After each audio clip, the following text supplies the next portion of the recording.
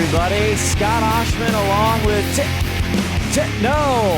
Tim Boyle not in the house tonight. Guess who? A familiar voice. Starting to sound like basketball season already. It is Johnny McLean sitting in the chair to my right. All the rest of the STSPN crew. We got Replay Rob reassigned, I should call him. Reassigned Rob, maybe. Taking over musical chairs, sitting in front of the stat machine, looking at it oddly. Rob drew the short straw tonight, man. Under the guidance and tutorial of John McLean. Yeah. Did you coach him up? I tried to, but remember 2 weeks ago I had problems with it, so. Yeah. Get you guys a little hot. So check us out, Facebook. Again, welcome everybody. Veterans Memorial Stadium downtown. We had a week off for Glacier Peak fans last week due to the new kind of the Wesco Athletics ruling and all the fun stuff going on with STSPN and SLSN. And you can check that out also at theheraldnet.com. Lots of high school football tonight. Glacier Peak comes back home to face the winningest Lynnwood Royal team in actually could be history because nobody really knows, John. What, are they feeding them something different this year down there? What's the deal with Lynnwood? It's a big thank you, Tim Boyle, in fact, texting me right now saying there's no sound, it's not on, what's going on? We're on. As much as we're going to be. Well, I don't know. Maybe we'll turn ourselves up. Maybe we can't hear. I'm not sure. The deal is really it's a big part of it is this head coach now in his first full year for the Lynnwood Royals, Keontae Bankhead. They call him Coach Banks. He's a defensive specialist, and I'll tell you, he's doing a good job. 2 games, he's only had 6 points scored on him. Well, Lynnwood's a big school anyway, right? I think it's mostly a problem with recruiting, getting the kids to go out for the sport, because they should be able to support a good football team. They should, and they have done a great job. Their first game, a 6-0 game, kind of a pitching duel against Stanwood. They won that one. And then last week, 55-0 against the Shorecrest Scots. Had the steamroller out. And I just talked to their offensive coordinator, really nice guy, Jason Corkera, and he told me that actually one got brought back. They should have had more. Wow. I mean, they just went through them like crazy. So the big deal is really their defense. And that's where Coach Bankhead is really focused. He's out there. I tried to talk to him pregame, John, and he was doing drills, linebacker drills. Yeah, he's training them up right now. Every opportunity he has with the kids, right? So that's right. It's a marquee matchup, 6:22 to this one. It's 2-0 versus 2-0. It's the Lynnwood Royals coming in to face the Glacier Peak Grizzlies. They were victorious last year. Last year they were sometimes, but last week they played Shorewood. I'm always getting those mixed up. 47-7. Chris Cuneo and the gang. I know Ron Henthorn was there, but were you guys there? I was not. All right. I was elsewhere. Speaking of Ron Henthorn, we will be going down to Ron very shortly. Ron, I don't know if you can hear me. Tell us what happened there with the coin toss. I was a little late getting out to the coin toss out there, Scott, but somebody distracted me. I don't know who that was, but it couldn't have been me. It was a very nice coin toss, and Glacier Peak is going to receive. That's what I've got for you tonight. I'll be back to you shortly. All right, we'll be talking to Ron Henthorn. The wedge, baby. Nobody can cut through a crowd like the wedge. The man has access that nobody else can obtain. VIP. He's a red carpet. He's got status. He does. Yeah. Everybody knows him. Lynnwood did win the toss, and they deferred. A very wise choice, in my opinion. So that's what's going on. The guys to watch for the Lynnwood Royals, Justin Cachopo, number 11. His first time, he's a senior, but he has come a long, long way. 30 for 50, 473 yards, 2 interceptions, 5 touchdowns. You're going to see him throwing the rock all night long, John. Going to be launching it, huh? It's going to be aerial circus. That's excellent. I like to see Lynnwood having some success because when they start that, they're going to be able to attract some kids to the sport, and I think that's going to improve the ball team a lot. It should. And the other guy for them you want to watch, Glacier Peak fans, if you're not familiar, is Andrew Katzenberg, number 3. This kid is just a heck of an all-around football player. 6'2", 215 pounds, a senior. he does it all running. He's 27 carries. He's got 2 touchdowns, averages 6 a carry, and also 3 catches, 14 yards. And he's huge on defense. He's one of the key linebackers, leads him in tackles. Yeah, 220 and 6'2". Got some good size to him. So that's what we're up to right here, and we're going to commercial. Clogged drain? Other plumbing problems? Call Action Jackson Plumbing for 24-hour service. Owned by a lifetime Edmonds resident and Edmonds Woodway grad, Action Jackson is the drain cleaning specialist. They can unclog most internal drains for only $99 plus tax. Call 425-877-5601 or visit actionjacksonplumbing.com. Are you a whiz in filmmaking? Do you want to become extraordinary in filmmaking?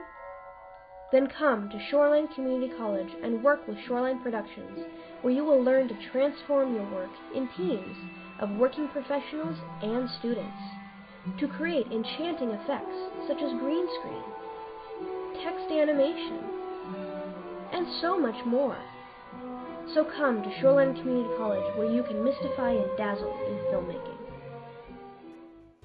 The Eye Care Center of Snohomish on Avenue D is here to help with all your eye care needs. Our professional staff is committed to offering the most sophisticated, high-end, latest technologies to our patients.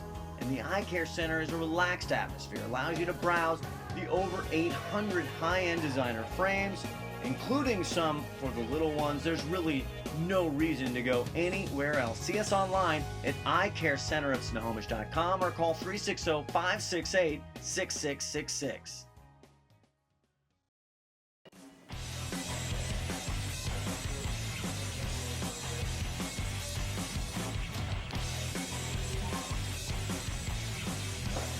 That was beautiful. It's basically, yeah, it's great.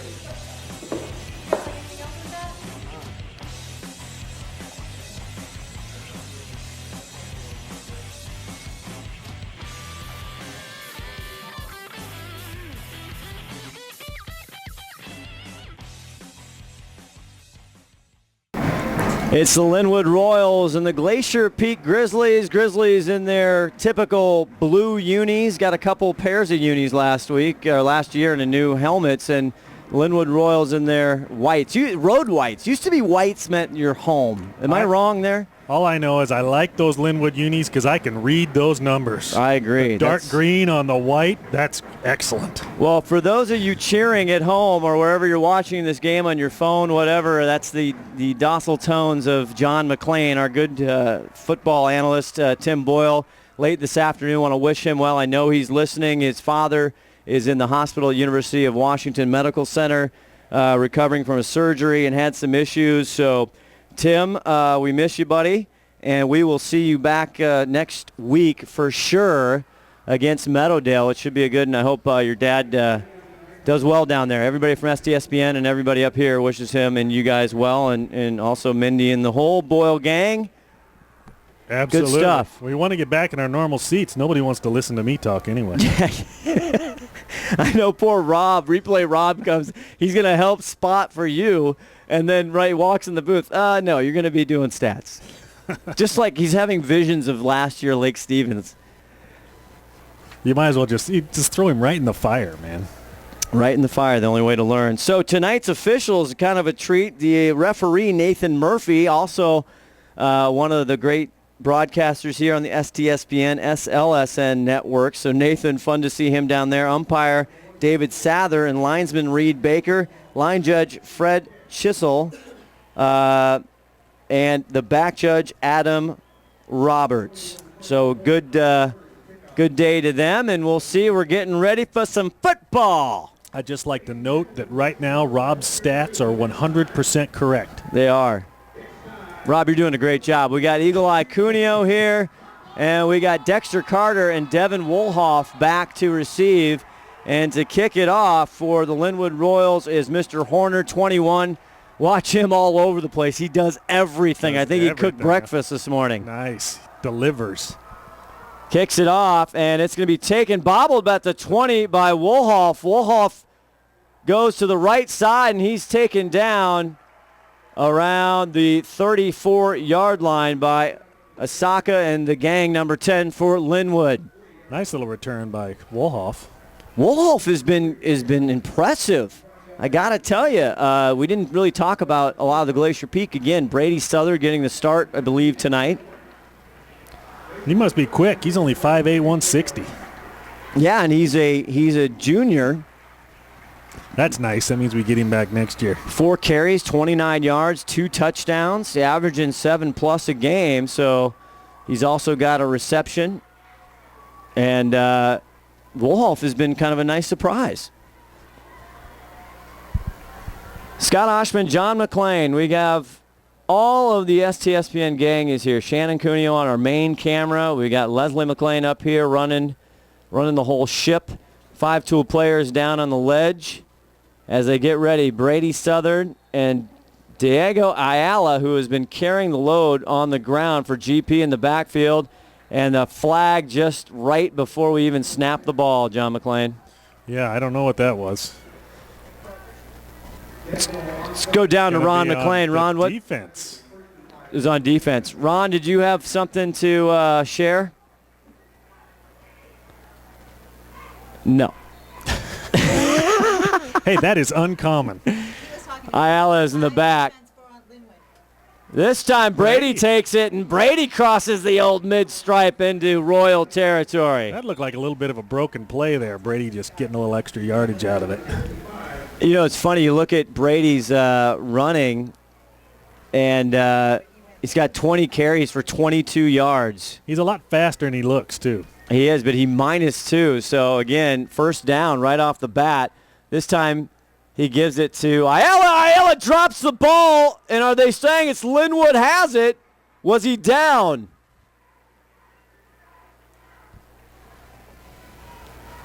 Oh, boy. And Alton Hammond, number 5, backup quarterback, safety, he does everything. The free safety came up with it. Now, this is a good point, John, because in 2 games for Lynnwood, they have turned the ball over 6 times, 3 games apiece. Wow. So that was not a fumble. Ron, tell us what you saw down there, Ronnie. Yeah, it looked like a fumble to me too, guys, but apparently the ball was down before the ball came loose. So it's a do-over down. Here we go. 1st and 10, first quarter action. Brady under, now the bumbled snap. He gets it, picks it up, throws it. It's complete over to Guffey. 21 Guffey there for a great first down, another one. That was a nice pass right on target. I mean, the defense was all over Guffey, and he was able to bring that in. That's because he was spot on. Good composure by the senior Broadway Brady Southard there. Fumbled the snap. And here's another first down. This one, McFadden on the right side. Tries to get some space, but nicely played again by Hammond to bring him down a gain of 3. Number 23, Cole McFadden, the speedster, right? Has he lost some speed? He still got the speed? No, he was just unable to get around the outside there. They were waiting for him. He's got a shake and bake, baby. He's split wide left now. 2nd and 6. Brady gets it over again to McFadden, this time through the air. It's nice. We're getting receptions. And that, will it be a first down? We'll see. I think it's short. Yes, it is. That was 23, Cole McFadden with the catch. 1st and 10 now, and Kevin Nguyen on the tackle. Boy, Glacier Peak rolling now. Brady back to pass. He throws it. I think that hit the ground. It did. Incomplete, but he was looking for Guffey, who got hung up with Horner and Hammond there, John. Did you see that? Yeah.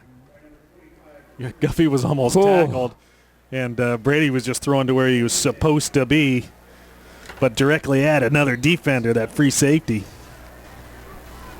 10:35 in the first quarter, 2nd and 10 on the Royals 22. GP rocking and rolling. They hand it off up the gut to Diego Ayala, and he crosses the 20 into the red zone.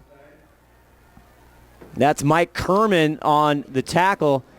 Boy, Ayala, he didn't play much against Snohomish, but then kind of broke out. He's got 23 carries for 133 yards this year. It's 3rd and 4 now. First time third down for him.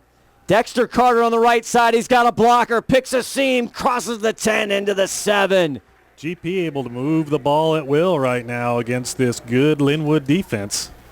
Katzenberger there, number 3, finally runs him down.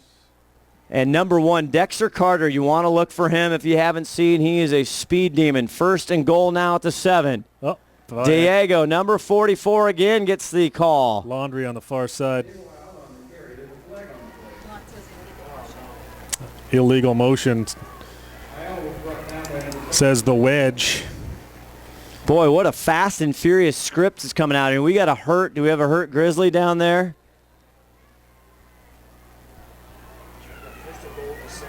Yep. Let's go to Ron. See if you see what Ron, did you see what happened to that player down while they work out this flag? I didn't see what happened to him. It looks like he's looking at his ankle there. It's number 56 there, Josh Stockley. Yeah, Josh Stokely. Stokely? Yeah. Yeah, the junior 6-pounder, 235. He has come up huge. And his backup depth chart is Mason Braun, and he's out still for another couple weeks. So hopefully Stokely's all right. Look at the beard on that man. He's full grown. Oh, my. He gets a clap. And what's the penalty there? Ron, do you know the penalty? It was illegal motion, I think. Okay. Did not see a penalty. It's hard to see from down there. Ron was watching something else. Nonetheless, 1st and 12 now. From the 12, they lost yardage. And this is Matthew Darling, 27. Into the end zone. A 12-yard run for Matthew Darling. Touchdown, Grizzlies. Just like that. GP's offense looking much more efficient this game than it has, or at least than the early Snohomish game we watched. Yes, they do. Ron was at last week against Shorecrest, and it took him a second to get going last week. As you see, Spencer, the weapon Pettit, we heard from his mom. He kind of likes the weapon. They're going wide. They're going to run this one. He could throw it. He has one attempt early. He does throw it over. Well played by the Royals. And I think he was trying to go. That's 25. But he gets a pass completion. Yes. Pettit gets everything. That's a stat machine. Zach Argue was the receiver. And well played there by Horner, Hammond, and Trong. Richard Trong for 25. So touchdown, Glacier Peak, 6-0. And we'll be back with the Lynnwood Royal version of their first away game right after these words.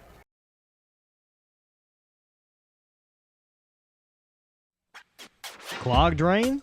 Other plumbing problems? Call Action Jackson Plumbing for 24-hour service.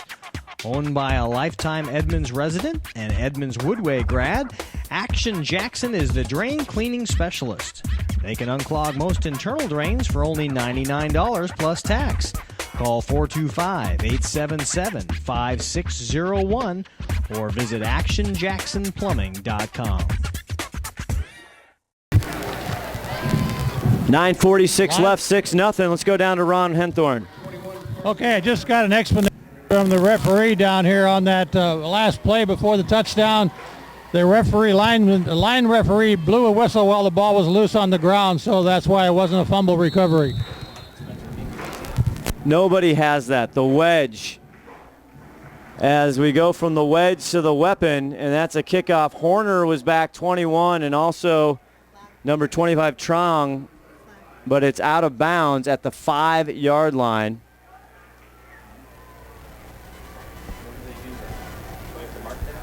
So will they mark it there, or is that a penalty? It went out of bounds, or did the Pettit place it perfectly? I think it's a penalty. 35-yard line, it sounds like. Penalty from the 20. So, uncharacteristic from the weapon. Very. Should just put it in the middle and put it out the back. So first time you get to see, if you haven't, Justin Cachopo. And you have Katzenberg behind him. Oh. He hands it off to Katzenberg up the middle. A little delayed screen there, a little delayed draw, rather. And they get about 2 yards. Number 3, Andrew Katzenberger, and the tackle by Mosese Fafita. Yeah, the GP defensive line's going to have to come up big because they got a big running back coming at them. 220 pounds of muscle. See what happens. We talked again to offensive coordinator Jason Corcoran for the Lynnwood Royals, and I asked him how he's going to handle that pressure as we sit here 2nd and 8 now at the 37-yard line. Cachopo's going to go up top. Horner in motion. Cachopo gets it back now over to 22 on the left side, and they'll get a gain of 4. Good coverage by GP. Bobby Graham with the reception there, and Andrew McCoy, number 8 for Glacier Peak, on the tackle. Glacier Peak needs to set a precedent right here and get them 4 and out or 3 and out. So nice little kind of a bubble screen there. And it leaves 3rd and 6 for Cachopo. In motion. Now he's going to go to the right side, near side to Horner. Horner's got Darling, but he gets away from him and gets out to the 42-yard line. Looks like just enough for a Lynnwood Royal first down, but no, they're going to spot him at the 41. That was a combined tackle by Guffey and Pettit. Hit him both at the same time. Nice job there. Third play of the drive here for the Royals, and they go 3 and out. 4th and 3, and Horner, the guy with the ball, is going to go back and punt. As he punts, he kicks, he drives, he cooks. He's tutoring. Making the coffee. Back to receive is Darling and fair catch. Guffey. Fair catches right at the 34. So we'll step aside. 6-0 coming back GP right after this on the Snohomish Times Sports Network.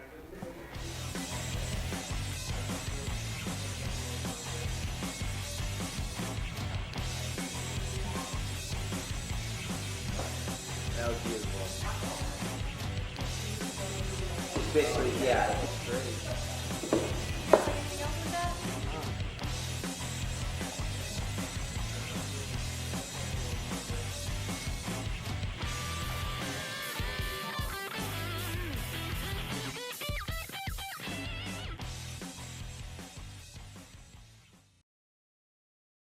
Enough to say hello to me, not because he's not a nice person, because I'm an old guy. He looks like Grizzly Adams, though, with the long hair and the beard. And speaking of Grizzly Adams, first down, number 44, Diego Ayala. Nice kid, though. Nice family. Southern family, great.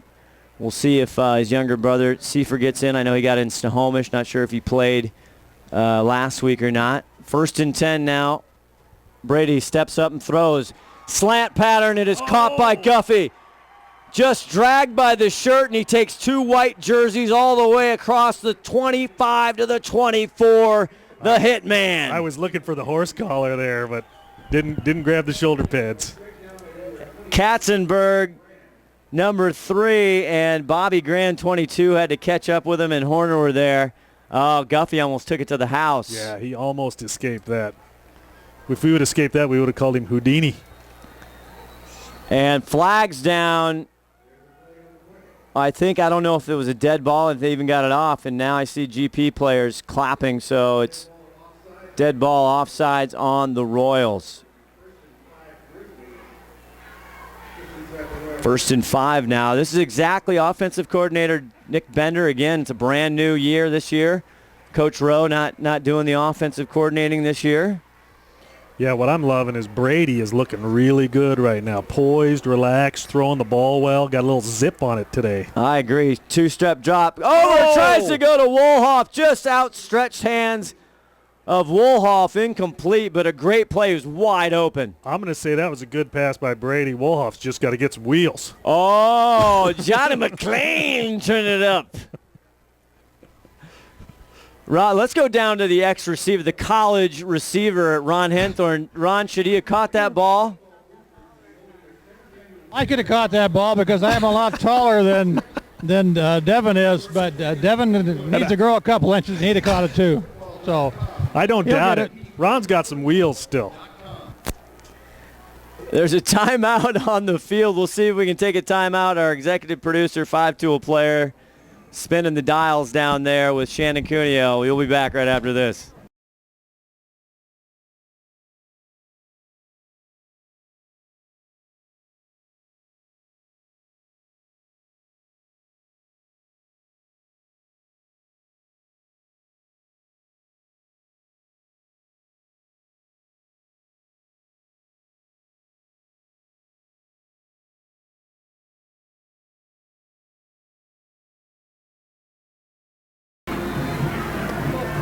All right, 2nd and 5 now. Brady in the game. Broadway keeps it himself around the right side. He'll stretch, I think. Looks like the line judge, another down to the 10. That's going to be a Glacier Peak first down. Number 7, big Broadway Brady. Again, Darren Watkins gets all the credit for that nickname. Yeah, he keeps wanting him to come in with a fur coat on. 1st and 10 from the 15. They get it to Diego, and he's chopped down by Hammond, but he leans forward after that, crosses, gets down to, let's see where they'll mark him, John. Yeah, everybody that's running for GP right now is doing a good job of getting an extra 2 or 3 yards out of every run. Looks like they pushed him back. He's on the 11-yard line. Brady under center now. 2nd and 6, still an opportunity for a first down. Brady back to pass. Now he's getting hammered, and he's going to go down, but he lops the ball, and it's intercepted. Horner to the 20 now. Right, left sideline. Now he cuts in the middle. Nobody there. And here comes Big 23. I'll tell you what, he saved McFadden there. You saw the Jets right there. He went from 0 to 60 in no time. From behind. Good tackle. Good job, Cole. Coach will be happy about that. And that's the 3rd interception. And again, unfortunately, I'm sure Brady's going to watch that. I don't want to be Brady in the quarterback room when they look at the film on that one. Yeah, Coach is talking to him right now. It would have been better to take that and go into the grass, right? Had a great drive going. Had a couple first downs. 2nd and 6. Took a timeout. Wasn't there. He should have just tucked it. He had a 3rd down, and they were getting open guys. But tell you, this Lynnwood Royal team, again, 6 turnovers in 2 games. It's all a learning experience. Cachopo right here. Katzenberg right behind him. Cachopo slings it over just behind number 22, Bobby Graham, incomplete. So they'll start over right at the Glacier Peak 47-yard line. Be interesting to see what Lynnwood's able to do here. They came out of that last series and got lucky. They did. They had a couple good plays. They got stalled there, 3 downs and out. They did get a first down, I believe. 6:02 left in the first quarter, 6-0 Glacier Peak. Hammond in motion. He hands it off to Katzenberger up the middle. Gets about 3 yards. Of course, you never know with the spots we get in high school football. Oh, gosh, drives us nuts. That's big number 3, Katzenberger. Andrew McCoy again on the stop there.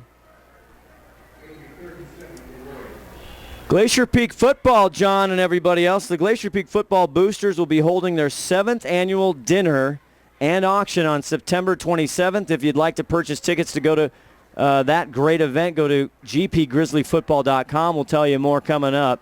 3rd and 7 now. Hammond in motion, coming towards you. Capocho now going to wheel right. Pressure, dumps it off, and it's complete. Out of bounds at the 39. A great tackle by Guffey on Mr. Hammond, and he'll save him a first down. It's going to be 4th and 2. Interesting spot. Gave him an extra yard there. Alton Hammond coming in, a sophomore, number 5, John. 5'10", 165. 3 carries this year. Hasn't caught the ball too much. That time he did. He's on the depth chart as a backup quarterback as well. He looks a little thicker than 160 He pounds. does. And Keontae Bankhead is going to go for it. I think this is a good call.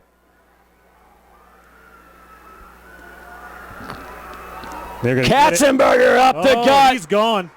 It's a race, a track meet. Guffey's not going to get there. Touchdown Royals on 4th and 2 from the 39. He went right through that line that time, and as soon as you get a 220-pound guy in the backfield, the defensive backs are going to have a hard time with someone that size, especially that can move that fast.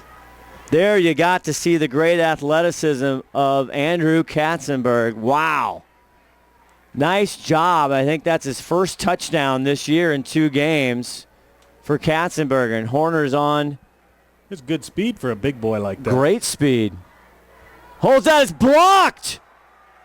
And that's Mosese Fafita. He got the paws on it. The Grizzly He got more from than the paws on middle. it. He got everything on that. Oh, my. And he ran over the holder, too. Did a little extra damage. They're not going to let that extra run cross the plate, John. We're all tied up at 6-6. We'll be back with more on the Snohomish Times Sports Network. The Eye Care Center of Snohomish on Avenue D is here to help with all your eye care needs. Our professional staff is committed to offering the most sophisticated, high-end, latest technologies to our patients.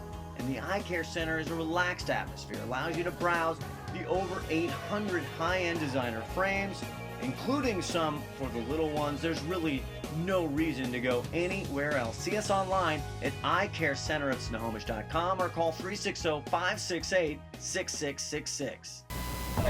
Check them stats out. Before and after. Oh, baby.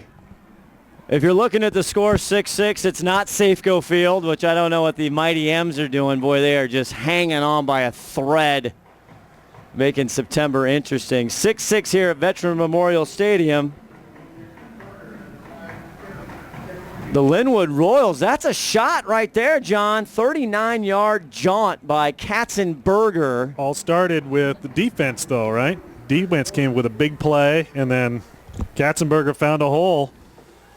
And, boy, I wouldn't like to get run over by that kid. 220 pounds as fast as he's going. He's a freight train once he gets that big frame moving. I wouldn't want to stop him. No. Like, can you imagine? Let's see, like, Big Mo Fafita, Katzenberger. The only way I'm stopping a kid that size and that fast is with a taser. I'm with an engine. I'm stopping him with an engine of some sort. Horner, one of the busiest guys on the Royal roster, kicks this one off, and it's going to go out of play. Another flag there.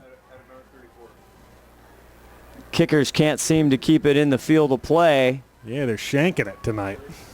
Neon night tonight for Glacier Peak students. Neon night, John. Yeah, the stands are just full of bright colors. I abstained. You know I didn't get the memo, Oh, apparently. I knew it. I just wasn't. I'm not participating. I'm in my true blue STSPN shirt. The blue and white. Blue and white and red. It's a classic. 1st and 10, 35-yard line of Glacier Peak.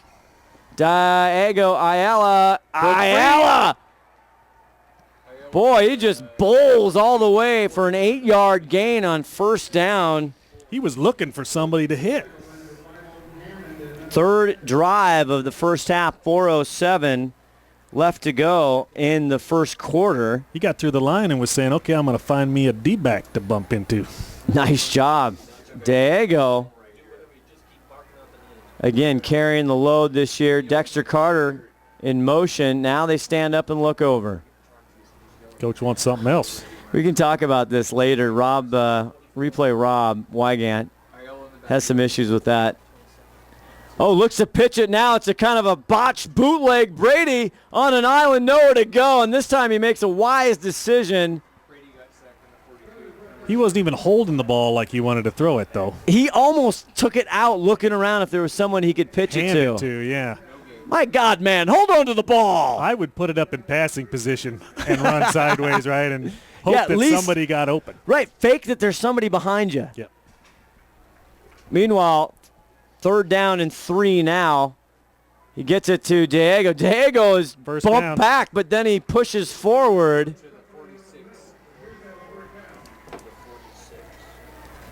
Moving the chains. Boy, I am liking the steam behind Diego Ayala. He is getting a lot of power. Well, his legs don't stop.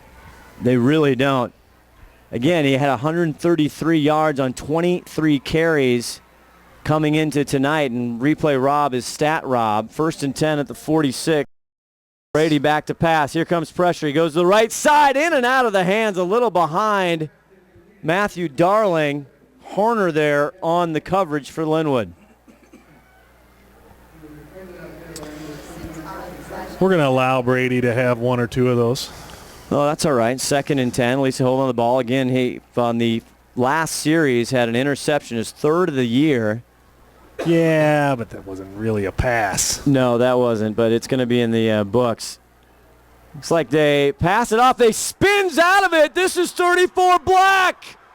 Number 34, Ian Black, first carry of the night, and he busts his way down to the 29-yard line. Was that an actual play or just broken play? I think that was a broken, the washing machine was on hold there as he went in, and he just came out on spin. Somebody opened the lid up, and it threw Black out. Oh, my goodness. 1st and 10 now from the Royals 29. It's Ian Black again, and just a big pile up the gut. Don't send him up the middle. Get him to the outside. Number 34, Ian Black, 5'9 junior, 190 pounds, came in tonight, 10 carries for 45 yards. 2:20 left in the quarter. Tied up 6-6. Glacier Peak, Lynnwood Royals. Lynnwood 2-0, first time in forever. Glacier Peak 2-0. Brady, 2nd and 8 now. He goes back to pass. He's looking over left. He's got a wide open Dexter Carter. Touchdown, Grizzlies. Nobody even close to him. And Brady this time, nice and soft. Carter even had to slow down a little bit and wait till that ball got there. 27-yard pass to the speedster. You got a flag down. While we work out the flag, let's go down to the wedge run. Henthorne. Hey, down here on the field, there's a couple of young men running. Oh, we lost you there, Ron. Number 9, they were supposed to be ball. You're cutting in and out, Ronnie. They said they were too small to be ball boys, so they just get to run around down here on the sidelines and have fun. Also have an update for you on Josh Stockley. Josh sprained his ankle a couple of weeks ago, and that's what he did again tonight, so he's got ice on it sitting back over here on the bench. And he will not be back in the game tonight. Back to you, Scott. So Josh Stokely out. That's a blow for Glacier Peak offense. We'll have to check, Ron, to see who's backing him up tonight. Is Mason Braun not ready to come back quite yet? I wasn't watching. Was that a personal foul? Oh, there's a foul, and that's off the board. The touchdown pass to... We'll see if Ron can check, find out what's going on. Second and 23. 2nd and 23 now from the Lynnwood Royal 42-yard line. Tim Boyle texting me right now. He's not happy with the turnovers. He probably knows what that foul was. He's also texting me things I can't say. Brady trying to get it back. Goes down the right side, almost intercepted, trying to go to McFadden, and number 7, Kevin Wynn, right there. Yeah, McFadden not really open on that play.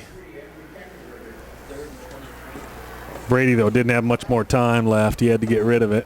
He's not taking a deep, he's not going back very many steps. He's not taking a deep drop. He isn't. Let's go back down to Ron. What happened there on that big play, that 20? On that touchdown, beautiful-looking pass by Brady. Apparently there was a hand to the face or helmet call back in the pack there somewhere, and they called it back. Ooh, that one you hope later on doesn't hurt them. Brady pitched it to Carter. Dexter, the speedster, outside, but great tackle by Katzenberger, number 1 on 3, and they couldn't get by him. Wow, great open field tackle. Andrew Katzenberger, man, he is all over the place. He's a player. He's a baller. Yeah, he is. And with his size, he might be able to go play someplace. He could. Easily. 1:38, clock ticking down. See if anybody's going to take a timeout. Doesn't look like it. 4th down and 20, and we got the weapon out. And this is going to be a 55-yarder from the 45. That's 55-yarder with 1:22, and now there's a timeout. He's at the 46. Is he at the 46 where he's going to kick it? Yep. So a 56? 56-yarder. And last week he had a 55-yarder that had enough distance but hit the right pole. Oh, I mean, this is professional kind of. If you're not field familiar goals, with Spencer Pettit, my friends, this is one of the top kickers in the country, and you can say that confidently, top 10 kicker. This season, opening game, John McClain, a 45-yarder. High school football, a 45 from the right hash, a 35-yarder. Then last week, a 39 and a 40. And again, that 55-yarder, talking to his parents, talking to him, he should have had it. Yeah, I mean, you cross midfield, and he's in range. That's a weapon. Yeah. That is a weapon not many have. No. So you're right. He is at the 46-yard line. They've changed up a little bit on the snapping and the holding. Darling to hold now. From the right hash, a 56-yard field goal attempt. Everybody breathe. By Spencer Pettit. Come on, Spencer. Holds Not enough good. It's up. Short. Just short. He's only about 2-3 feet short on that. Great kick. Why not? A minute 22. So he's missed from 55 and 56. That's 2 demerits. Oh. He doesn't get dinner tonight. We might bench him. But this year, I like the nickname The Weapon even more so than last year. Why? Because he's passing the ball, he's catching the ball, he's running the ball, he's doing everything. Defending. He's got an INT. Yeah. You're right. You're absolutely It's right. crazy. Last year he might have been Legatron, but this year he's definitely the weapon. We're going to keep it right here. It is 6-6. If you told me, John McClain, that the Lynnwood Royals coming out of the first quarter here at Glacier Peak tied up 6-6 still with a minute 22, I could have won some money on that. you could have big money. That time the money goes to the Glacier Peak defense. Katzenberger stuffed. Not going to give him a yard. Yeah, you have to put that kid at middle linebacker just so he has room to move and get in on every play, right? He is a little heavyweight bowling ball down there, isn't he? Yeah. So 2nd and 11, 49 seconds to go here in the first quarter, 6-6 on the GP19. Looks over to pass. It's incomplete, trying to go to Horner. Horner was almost better off missing that ball. He was in a lot of trouble if he caught it. Clock stops at 39. Somebody would have hit him, he probably would have fumbled that.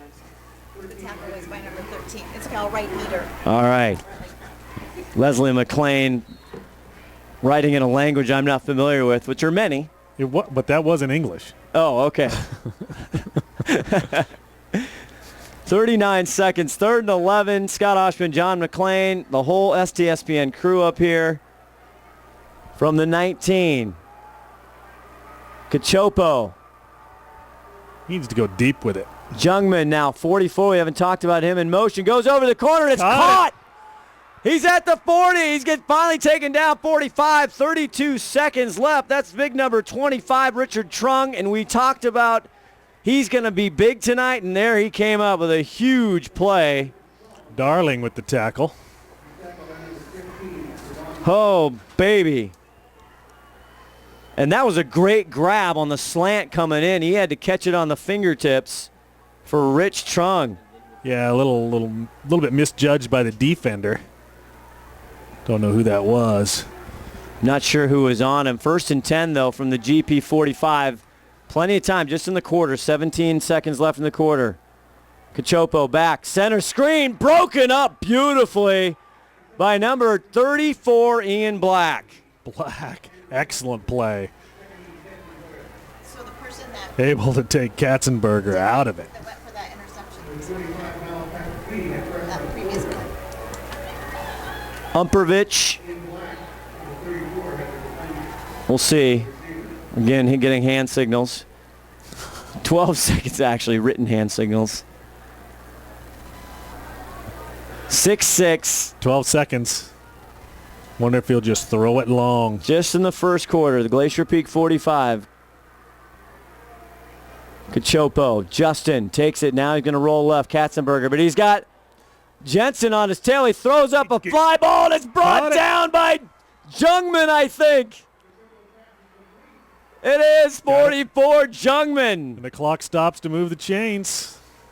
2 seconds left. They're going to get a chance to throw the ball into the end zone. Both Zach Argue and Wolhoff there. There was a high fly ball to deep center. Floating, but nobody knew it was in the air but the receiver. You think that's design? I got to talk to the offensive coordinator about that. I doubt it. You never want that ball hanging up there that long. All right, first quarter's done. Come back for more. You're watching Glacier Peak Football on the Snohomish Times Sports Network. Are you a whiz in filmmaking? Do you want to become extraordinary in filmmaking? Then come to Shoreline Community College and work with Shoreline Productions, where you will learn to transform your work in teams of working professionals and students to create enchanting effects such as green screen, text animation, and so much more. So come to Shoreline Community College, where you can mystify and dazzle in filmmaking.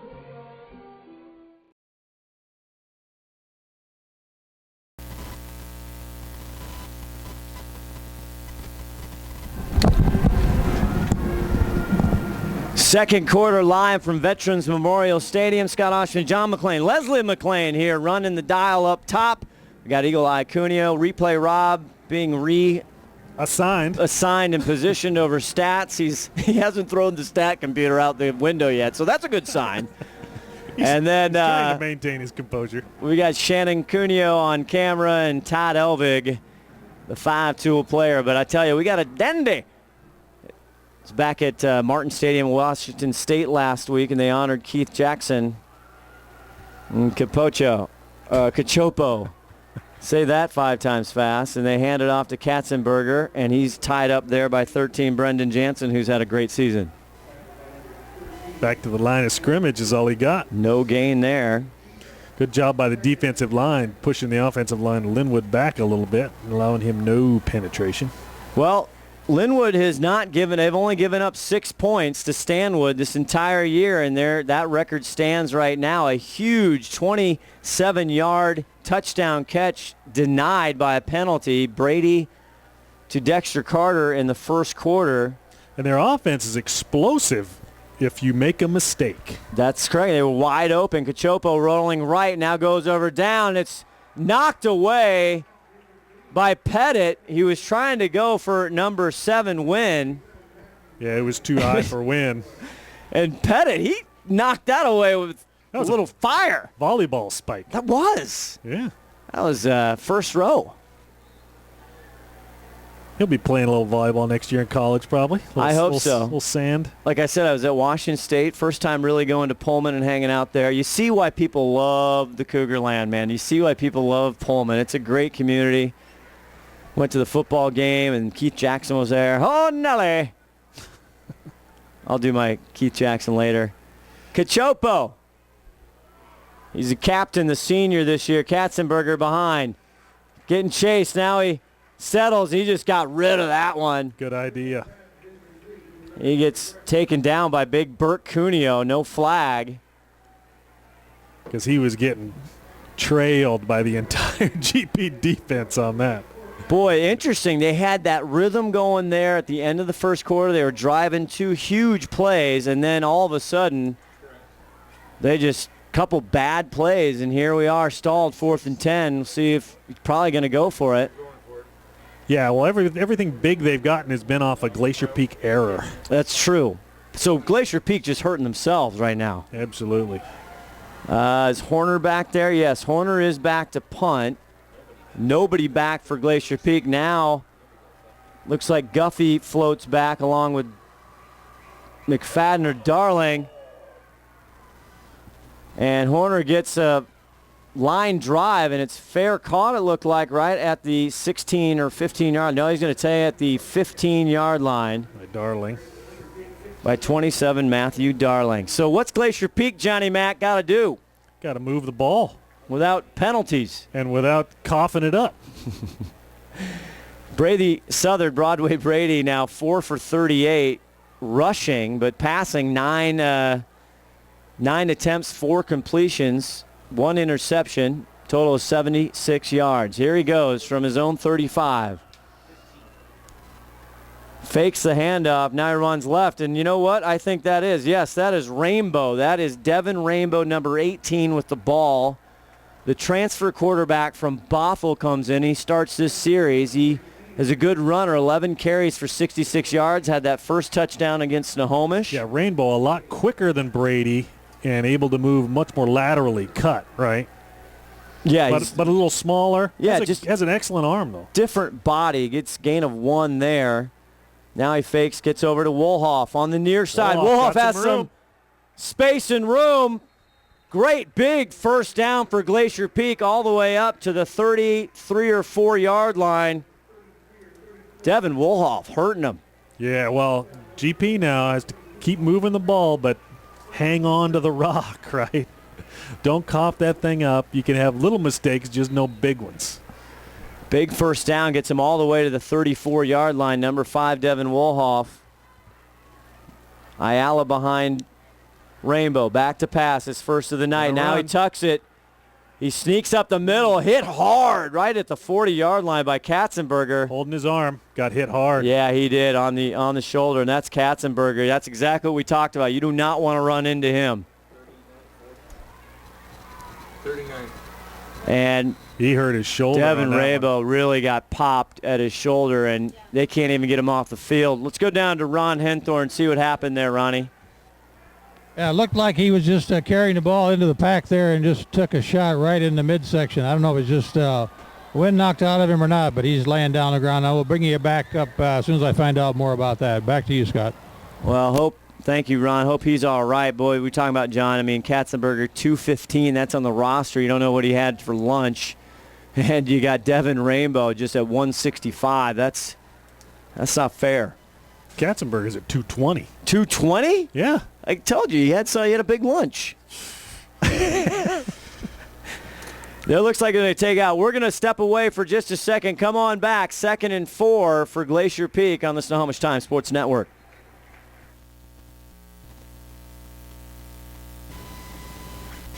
Clogged drain?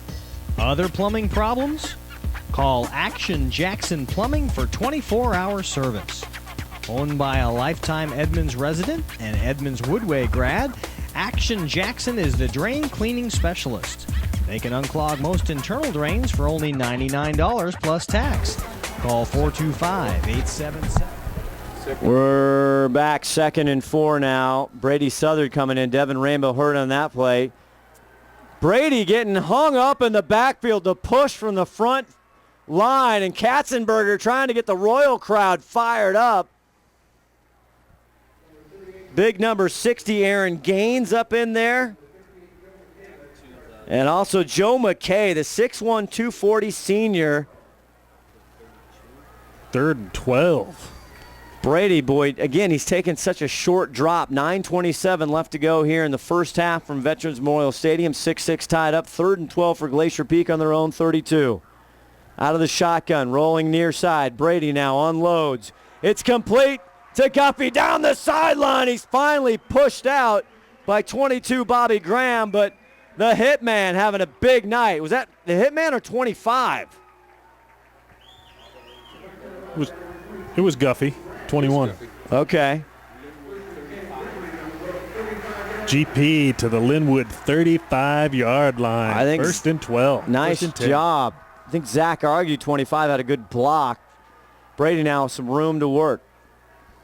Pitches it to number 10 on the left side, and that's played out beautifully by number big 50 for the Royals, Harris Kuddick. A big loss there. Tried to go to Kyle Umperovich, number 10. Eagle Eye Cuneo chuckling over my pronunciation, John. I think that was flawless, by the way. You could call it that. The word flaw is right, I think. Umpurovich. I'll practice here on the broadcast. I don't think so. Ron went into the locker room to check on Rainbow. Deep ball right side. Too long. Going for Hatch. Number 2 just in the ball game. Carson Horner. Let's go down to Ron Hornthorne. What's going on with Devin Rainbow? Not good news for Devin, guys. Looks like he dislocated his shoulder. They took him in the locker room, and hopefully they'll be able to get him straightened out, but we won't see any more of him tonight. So it's Brady all the way the rest of the game. Back to you guys. All right, thank you, Ron. Sad news there. Devin Rainbow having a great season, getting some nice play. It's all about Brady Southern. Now he unleashes right, and it's caught this time by Umpurovich. He's gone. And he's gone sideline. Touchdown, Grizzlies, no flags. That was a beautiful catch, beautiful pass. Great block. What? Let him go, and I didn't see A great block also downfield. Kyle Umpurovich is 5'6", the junior. Where did he come from? He wasn't even on the roster a few days ago. He's just out there for a stroll. And the ball just comes right to him. He ran an excellent pattern, crossed across the middle. He was out in the flats, hit, got a good block, and then he turned on the wheels and was down the sideline. That's so great. That's so great about high school football. As Spencer Pettit goes down for the extra point. Had some issues last week with the extra point. Got Darling now holding. I think Van Ez is the long snapper. Gets it up. Almost blocked. He just nails that right through the uprights. Almost put it out of the stadium. 13. flag. And there's a flag on that play. We'll look to the white hat. Running of the kicker. Yeah. There's running Nathan Murphy there. So what Mr. Boyle would be telling you is this is because of GP's depth, right? You know, they got kids coming out of the woodwork ready to score touchdowns, right? I agree with you. And, you know, you're down there in the field before talking. I talked to both coaches. And, again, you know, they know numbers, right? They don't know names. So they're going, oh, yeah, you know, you talk to Glacier Peak coaches, 25 or this number. Oh, yeah, that's who we watch. Talk to Lynnwood. Well, of course, they're watching 5. You know, Wolhoff, Ayala. So, you know, no one's talking about number 10. Nope. Who will be now called, of course, Kyle the ump. We'll have to come up with something. We'll try and take a quick break on the Snohomish Times Sports Network.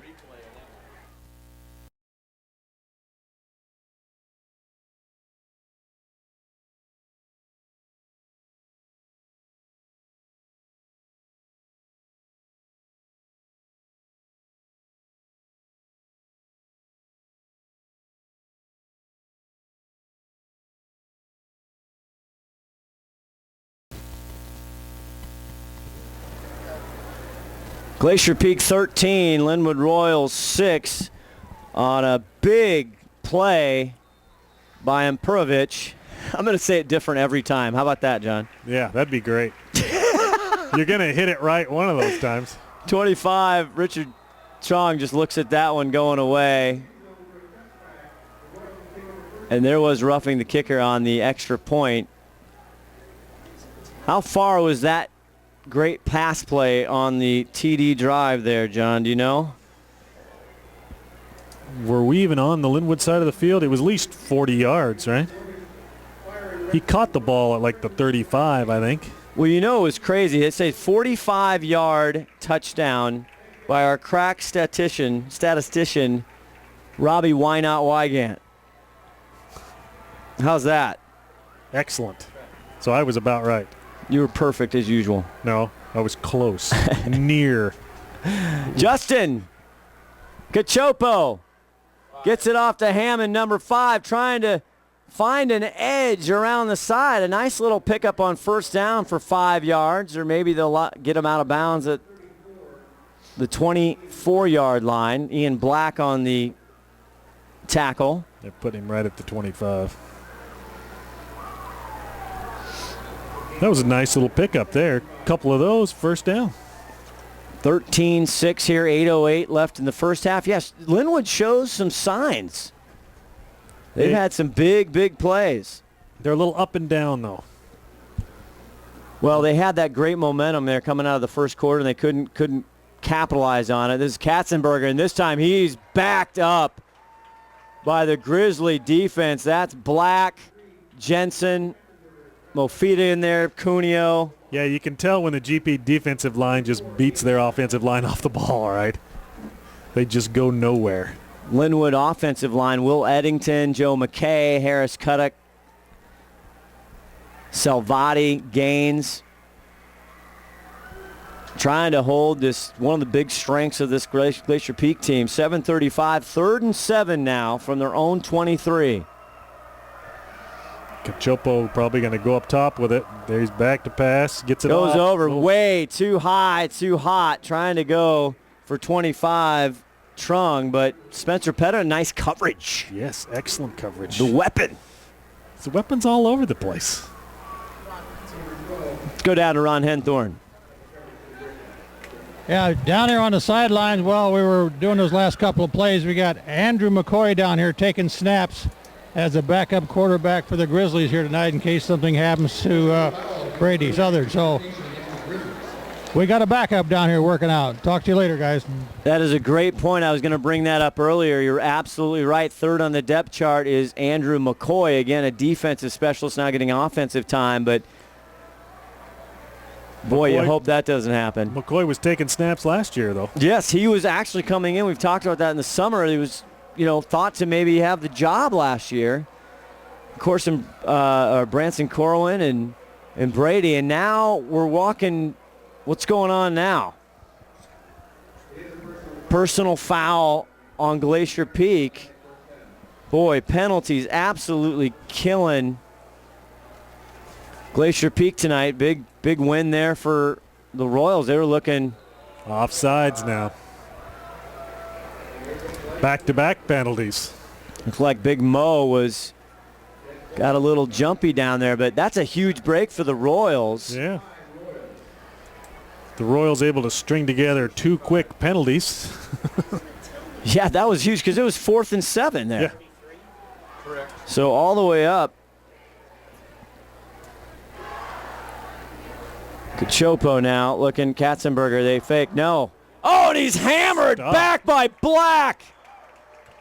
Oh my, 23 just took a licking. Michael DePass, first time carrying the ball. Welcome in. Welcome to the ball game. Yeah, what a way to start. Going to be gun shy now.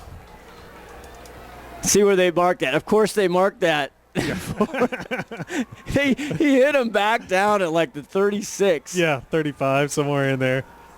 It's still yeah, but at second one and 9. point he may have been up there. That's true. It doesn't matter whether he had the ball or not. Well, we'll see what the Royals can do. 6:41, down 13-6. 2nd and 9. Cachopo's going to throw it. Hammond in motion across his front there. Rolls right. Now he's in trouble. Now he just gets rid of it. Almost intercepted. Ends the play on his back with a nice, I'm sure, parting words from Mr. Jensen. Words of encouragement. Of course. Yeah, you'll do better next time. Absolutely. Yeah.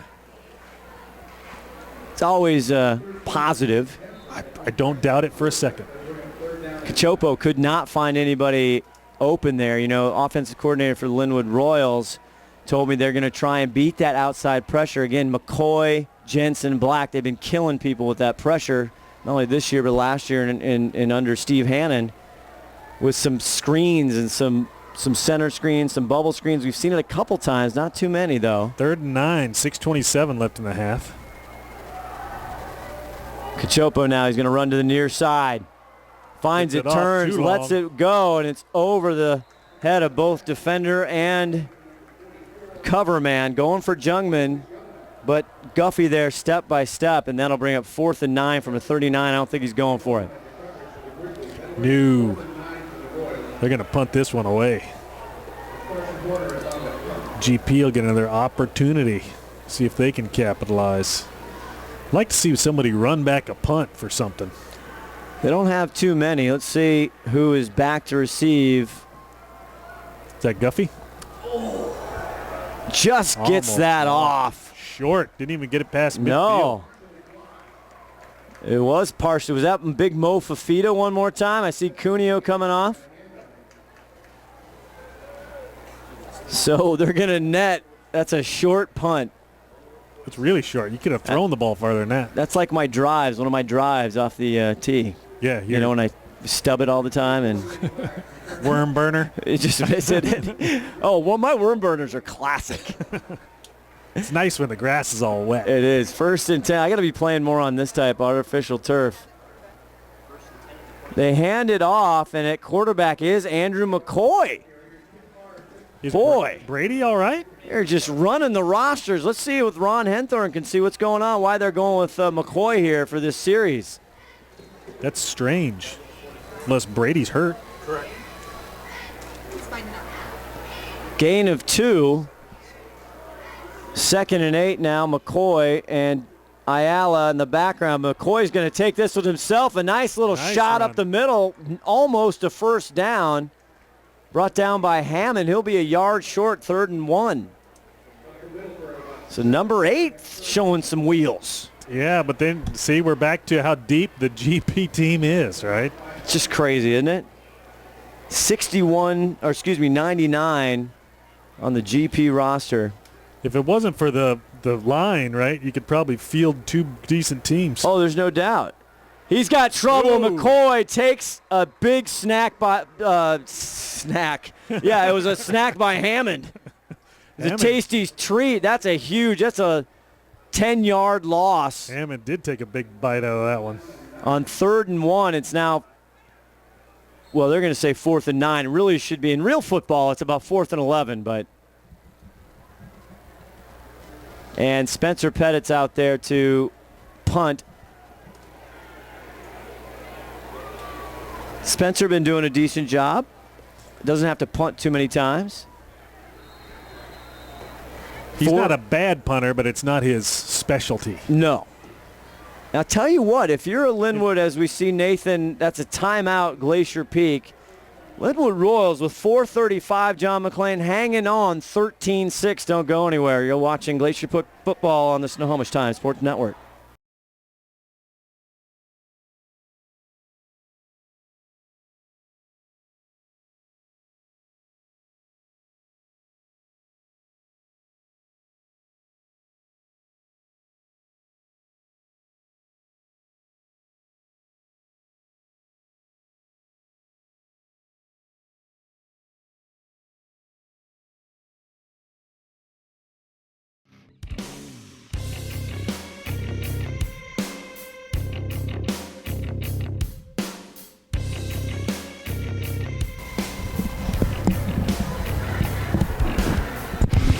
If you're a Royal fan, this is exactly the kind of ball game you want to see, John McClain. You want to just hang in there with Glacier Peak on the road, one of their only road games of the year. Yeah. Yeah, they're not playing all that bad. They just had some, missteps along the way, which is expected in high school football. Andrew McCoy still in there. It's a high snap. Pettit's got to get it away, and he does that so well. He punches it. I mean, the kid could play Australian rules football, right? Run and kick, little rugby action. It's amazing. I don't know how, in the 4 years we've been doing it, we've been watching him 3 years. He has done that a lot. He has had to do that a lot. I'm going to start at the Lynnwood 18-yard line. 1st and 10 from their own 18. We're in the second quarter. 4:26 left to go. Mount Lake Terrace, John McClain, with a 29-13 lead right now over the Thunderbirds of Shorewood. We'll try and look for some other scores. Cachopo having a rough night. Not too bad, but not too great. Pitching it now over to 23, and he's hammered down Fafita there first, along with Bert Cuneo. Wow. Yeah, he was wrapped up immediately. 23 doesn't have much size to him, though. Dapis, no, he's a junior. 5'6", 160 pounds. Oh, my goodness. Stop the clock. I wish Tim Boyle was here. They gave him a loss of 3 yards. What would Tim say? He wouldn't know what to say. Be shocked. Nathan Murphy down there. 2nd and 13 from their own 15. The Royals in white. Throws over right, almost picked up, but it's caught by Jungmann. He'll get to the 25-yard line. Sets up a 3rd and 5. Nice job. Every time the boys go for that interception on defense, the Royals come up with the ball and gain a bunch of yards. They need to stay home, stay put. And Cuneo, Eagle Eye Cuneo saying number 42, Ricky Krantz, made the tackle. And, we didn't talk much about him against Snohomish. He had a big game last week. 6 tackles, for Glacier Peak. 3rd and 4. Swings it over. Great catch by Hammond. And he breaks the tackle. Cuneo finally drags him down at the 47-yard line. Good job by Burt to keep with it, man. The big fella. Chasing him down. What a catch by Alton Hammond. Cachopo kind of led him a little too much. It was a one-hand grab. He was able to get it in, but all the action came after he caught the ball. Ooh, a penalty. Oh, unfortunate. Oh, when you're on the road, the Royals can't afford that. Let's look to the white hat, Nathan Murphy, I think, right down there. Did we already give the signal? Not yet. Ron, did you catch that penalty?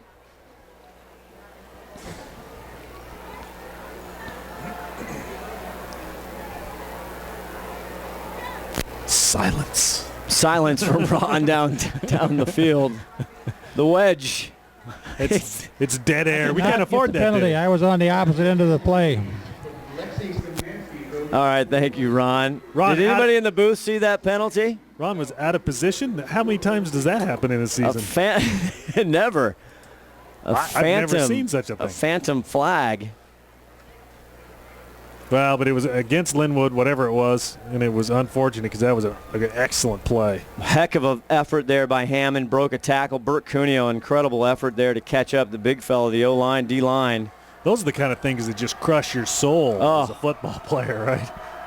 Royals, they've had a couple big ones taken back. Same thing with Glacier Peak. A touchdown taken back in the first quarter. Horner in motion.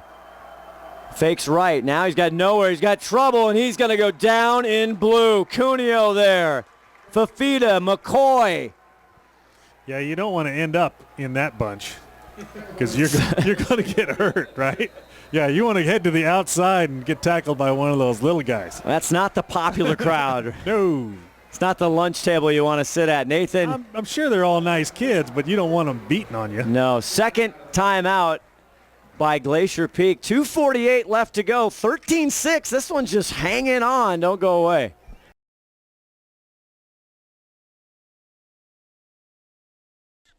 Call Action Jackson Plumbing for 24-hour service. Owned by a lifetime Edmonds resident and Edmonds Woodway grad, Action Jackson is the drain cleaning specialist. They can unclog most internal drains for only $99 plus tax. Call 425-877-5601 or visit actionjacksonplumbing.com.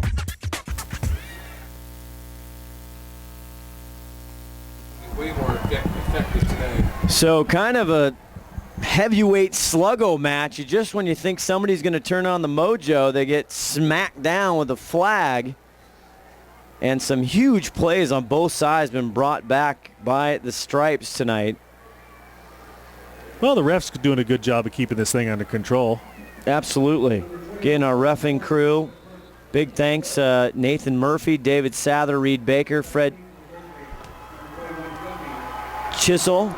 And here's back to punt is Horner. Nice kick. See who gets that. Guffey. It's Guffey. Guffey blocked him out. Stutters. Oh, hit by his own guy. McCoy was taken in the back. And there is another flag. A little friendly fire there by McCoy.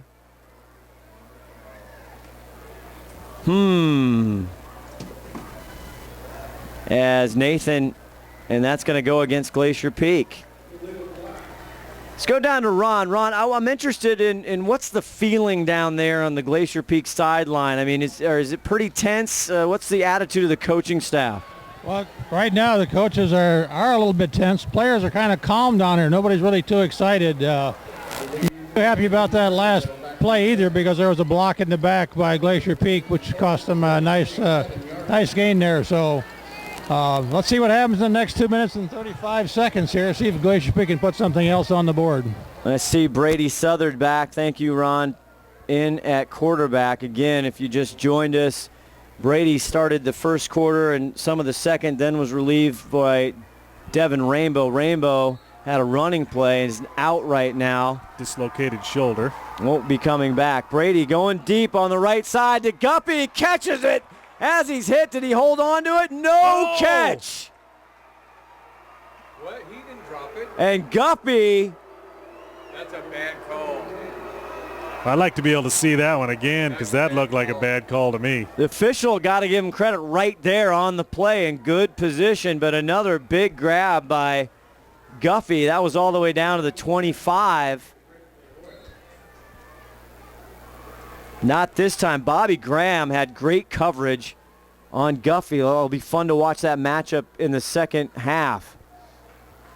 Guffey again on the near side. Brady now looking over. He goes to him again, but he can't get it to him. Guffey, the intended receiver. Graham again, and it'll be 3rd and 10 on 2 incompletes. He was open. I don't know how far that ball away from him, but it looked like it was catchable.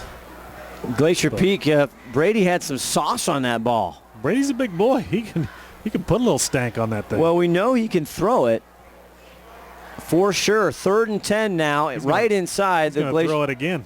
Yeah, the Royal territory. He rolls right now, gets some protection by Diego.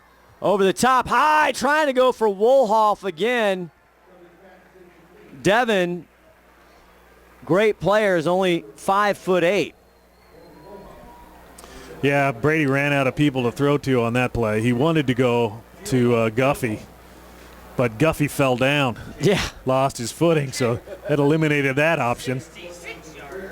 2:19 left to go in the first half. Glacier Peak leading 13-6 over these undefeated Lynnwood Royals. Spencer Pettit back to, we think, punt from the 47 of the Royals. Number 25 for Lynnwood. Gets it away. Nice punt. Gorgeous punt. That goes towards Hammond.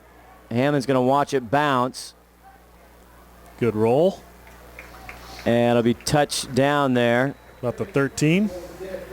13-yard line. 2 minutes, 6 seconds to left to go here. Scott Oshman, John McClain. Hope you're enjoying all of our coverage. Everett Herald, HeraldNet. You can check out SLSN as well as STSPN every single Friday night. Glacier Peak Football Boosters will be holding their 7th annual dinner and auction on September 27th. If you'd like to purchase tickets to go to this great event, the 7th year, they got huge, major prizes. I mean, big celebrity stuff, man. Go to gpgrizzlyfootball.com. It's next Saturday at the Everett Country Club. Capocho hands it off to Katzenberger. They've done a nice job. He'll get a gain of 3. Katzenberger well contained on that play.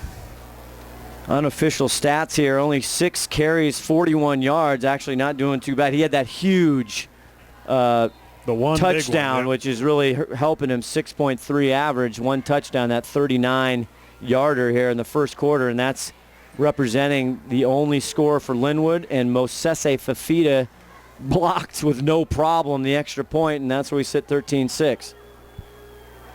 Yeah, he blocked that field goal or that extra point with his entirety.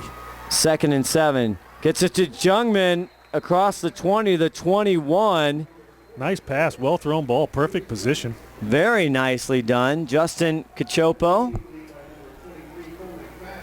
to Lucas Jungman. Jungman came into tonight with 6 catches for 129 yards with 2 TDs. He's got like 3 catches tonight. Yeah, with McFadden on the tackle there. Number 44, Jungman, yeah. We're updating the stats here. Great job by Rob to come in. Katzenberger is the halfback. Jungman in motion. He hands it to Katzenberger. Just spins out of Jensen, and Gets a first down, barely, with 34 seconds left in the first half. Inches. But they're not going to get much further, I don't think, with only 34 seconds on the clock. Unless he can get through that line without getting touched like the one time when he scored the touchdown. Well, he might be thinking head coach, again, this is actually first year official head coach. He's been 3 years with the program, Keontae Bankhead. He might be thinking, you know what, I don't want to put it in the air. I don't want to risk something, a pick six. We're in this game, 13-6, 24 seconds left. Yeah, you definitely don't want to do anything stupid right now. He's got timeouts to burn, does Lynnwood, if they want to. Well, they got a first down. They got some plays. Cachopo with Katzenberger behind him on the near side. Double splits now on either side. And now delay a game on Lynnwood. It's like they're running the clock down. Now they go over to his head coach. Only 4 seconds left. Again, if you're just joining us wondering, where in the heck is Tim Boyle? That's what I'm still wondering. Our expert football analyst. Tim, big best wishes out to Boyle and the Boyle family. He's down with his dad right now, University of Washington Medical Center, and we'll tell you more about that later. We're going to take a break. Don't go away. 4 seconds left here in the first half. We'll see if something crazy happens on the Snohomish Times Sports Network. Are you a whiz in filmmaking? Do you want to become extraordinary in filmmaking? Then come to Shoreline Community College and work with Shoreline Productions, where you will learn to transform your work in teams of working professionals and students to create enchanting effects such as green screen, text animation, and so much more. So come to Shoreline Community College, where you can mystify and dazzle in filmmaking.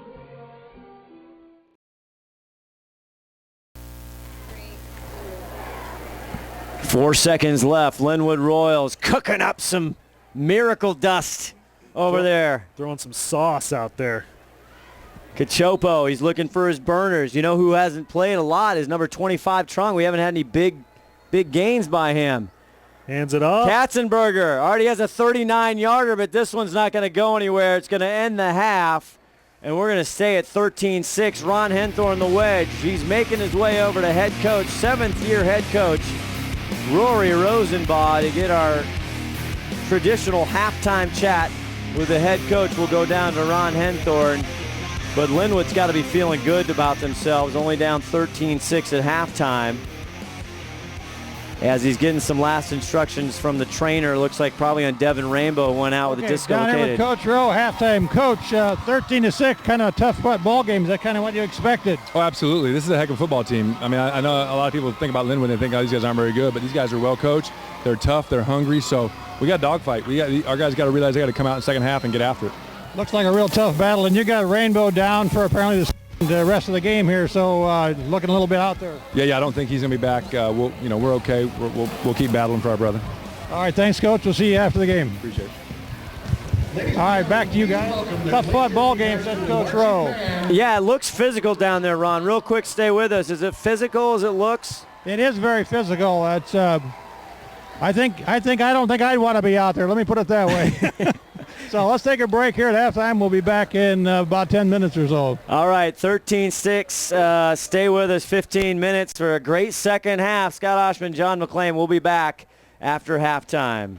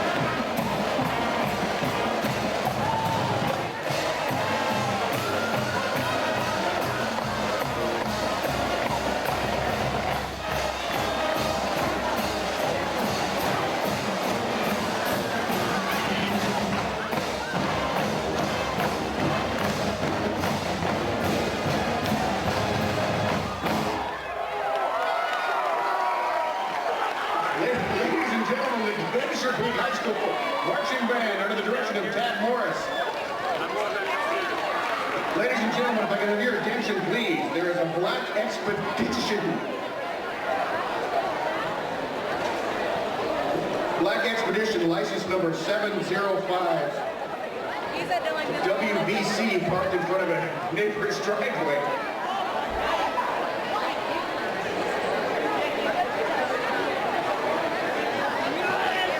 A Black Expedition, license number 705 WVC, parked in front of a neighbor's driveway. If it's not moved forthwith, it will be towed.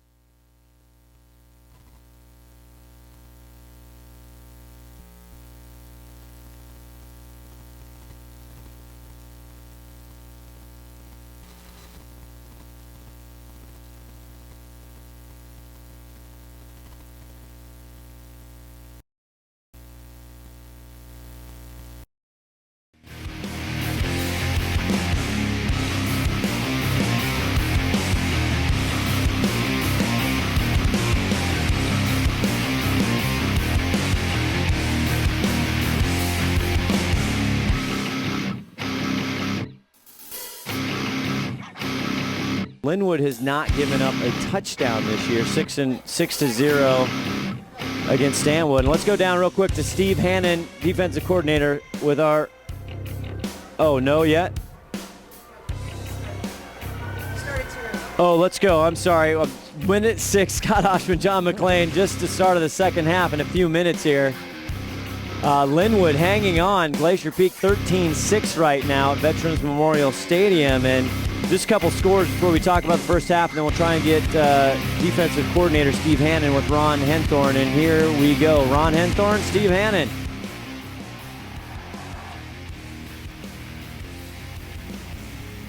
Okay, this is Ron Henthorn down here with Steve Hannon. Steve, kind of a rough, tough ball game defensive-wise, a couple of mistakes. What do you got going out there? Yeah, well, you pretty much called it. That's what it's been. We played really good defense. We had 2 big mistakes, but besides that, pretty darn happy. So any changes you're going to make this time, or just try to execute? Yeah, we just have to execute it better, and that's the plan. Any updates you know on Rainbow to pass on to us? I heard he broke his collarbone. He's already on the way to the hospital. That's last I heard. All right, well, tough break for him, but thanks for seeing. We'll see you after the game. All right, let's keep our fingers crossed. You bet. All right. Thanks, guys. Back to you. You heard it, Steve Hannon.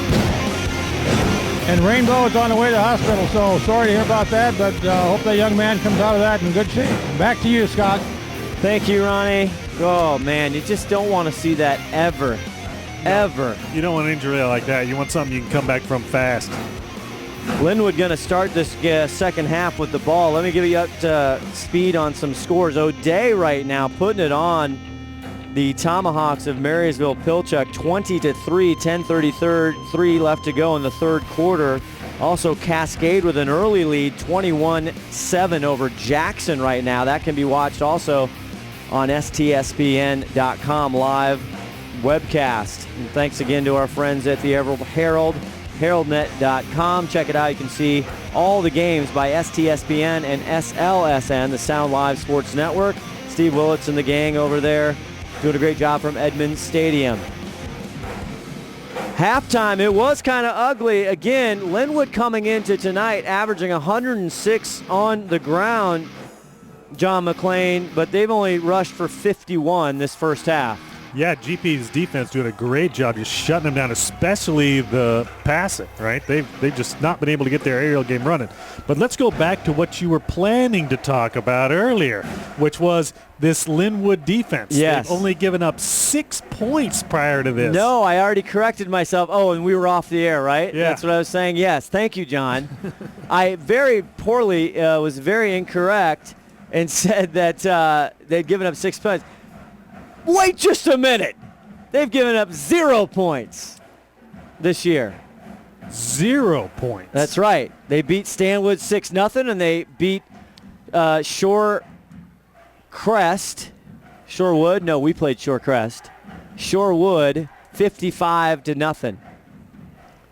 So they haven't been scored on yet. No, Shorecrest they beat 55-0 and Stanwood 6-0. So they have never been scored on. Tonight's the first time they've had 13 points put on them.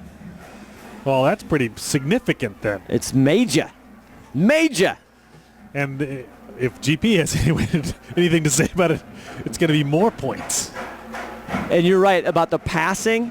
Again, Lynnwood coming in 236 yards average passing, 55 so far tonight. Yeah, so Glacier Justin Peak, the secondary just shutting them down. Cachopo not being able to get it going. But it's the pressure they're putting on the QB, right, from the outside and from the middle. You know, they're just coming through that offensive line. The defensive line of GP has just been outstanding so far today. Glacier Peak has had moments, a lot of big penalties. Again, they've rushed for 124 yards, passed for 134. You know, a couple key players. Dexter Carter has not gotten the rock a lot. 3 carries for 18 yards, but boy, he's been open. He had that 27-yard touchdown taken back as they kick off, and this one's taken back by 25 for Lynnwood, and that's Richard Trong, who, again, talking to Royal coaches, they want some big plays out of Rich Trong tonight as well, and Lynnwood will start their 16, 17-yard line. 17-yard line. Dexter Carter on the tackle there. So a big job here for the defense for Glacier Peak. Well, we'll have to see what adjustments Lynnwood has been able to make to their offense to try to get something going against this terrific GP defense. Katzenberger, the lone setback, and they get it to Katzenberger, who had a big first half. He's stuffed at the line. And Mo Fafita helps him up nice, and same thing with Bert Cuniel. I give him a tap on the old helmet. Katzenberger, I mean, of the 51 points, he had 39 on that 39-yard touchdown run, which is where they sit. That's all the points right now for Lynnwood. 51 yards. Oh, yards, excuse me. You can't give him a point for every yard. Well, in some countries you can. 11:22 here, just the start of the second half. Got time now. He lets it fly. And intercepted? Is it intercepted or incomplete? They say he caught it. Guffey. Right? The hitman comes down with it and pleading his case. Is that Jungman over there, 44? Oh, boy, I want to see that one. Ron, did you get a good look at that? What happened? Actually, I got the same look you had. It was on the far side of the field, but it was a kind of a ball like that throw up in center field you talk about. He just ran under it and caught it right before he ran out of bounds. Oh, for the Lynnwood Royals, that's not how you want to start the series. First interception tonight for Lynnwood as the GP offense runs it up the gut and gets a nice carry for 6 yards. and Diego Ayala. And we've got a hurt Glacier Peak player trying to get off the field, number 52, Logan Pylon. Starting left tackle, the senior, might have a stinger. Hurt his hand or something. 2nd and 5 on the Royal 34-yard line. Brady Southern gets it to Ayala. Punches through and still on his feet, won't go down. And then he's going to run to the stick, and I think he's going to get a Glacier Peak first down. Easily. GP having their way with Lynnwood right now, on the verge of scoring. Offensive coordinator Nick Bender, see what he's dialing up. 1st and 10 now on the 25-yard line. He fakes the handoff to Diego. Yep. Brady gets it over the left side. And now it's time for the big fellas. Josh Stokely, I don't know if he's back in. He was hurt earlier, but Berg and Van Ness and Lindsay on the front line. Stokely looks like he's back in. Probably taped his ankle up, got him back in the game. 2nd and 5. They fake it. Now is he going to pitch it? No. Ooh. Brady cannot release to Dexter Carter. You can see the frustration by Carter. He had him. The read option was there for Carter. But unfortunately, It's 3rd and 5. Brady just unable to get that thing to him. And then smothered by the entire Lynnwood defense. Joe McKay, Big Joe on the tackle there. 3rd down and 5. Brady under center. Ayala fakes it. Now he gets it to Carter, the right side. Watch the speed. Can he pull him? Nope, he's down at about the 6, thrown out of bounds. But a big first down for Dexter Carter. Bobby Graham there to wheel him out. There's a flag on the play. You need more plays like that, a little something more deceptive, and get the ball to Carter, and he just busts loose on the outside. You could do that a lot. It's the other thing we were talking about at halftime. Dexter Carter's got to get the ball more. That's probably what they talked about at halftime. And where's number 10? Umperovich. Hey, he's going to be downfield catching passes. Let's see the call. Nathan Murphy. What is he calling over there? Ron, do you know what's going on at all? It's at the far side of the field. Very difficult for you to hear what's happening as they toe tap around where the ball is supposed to be put down. They're still having a little discussion over there. Looks like it's going to go against GP, though. Well, it was 3rd down and 5 yards to go. Dexter Carter ran for a first down, but personal foul, face mask on Glacier Peak. Oh, unfortunate. So those penalties will just kill you. Becomes 3rd and 9. Correct. Take the wind right out of your sails. 3rd and 9 from the 20 now. Penalties killing the Grizzlies in the first half. One for sure touchdown brought back. They don't get a first down on this play, you're going to see the weapon. That is true. Brady goes to shotgun now. Got some traffic, gets rid of it, and it's, should have been intercepted, intended for Carter, but literally in and out of the jersey, hands, and everything of number 25 for the Lynnwood Royals. That ball was way under. Richard Chong. But anyway, now we get to see the weapon. We'll see a field But anyway. Let's get on to the field goal. Keep the game moving. We talked about Legatron, if Tim Boyle's listening, and we talked to his mom, and he had heard that before apparently, so he really likes the weapon. Let's see. This is a 41-yard attempt by the right hash. It's deep, and it is good. Makes it 16-6. 41-yard field goal for Pettit. He tried a 56-yarder. I want to see some more of those long ones, though. These 45-yarders are kind of passe, right? Yeah, ho-hum, right? Yeah. Ho-hum. Clogged drain? Other plumbing problems? Call Action Jackson Plumbing for 24-hour service. Owned by a lifetime Edmonds resident and Edmonds Woodway grad, Action Jackson is the drain cleaning specialist. They can unclog most internal drains for only $99 plus tax. Call 425-877-5601 or visit actionjacksonplumbing.com.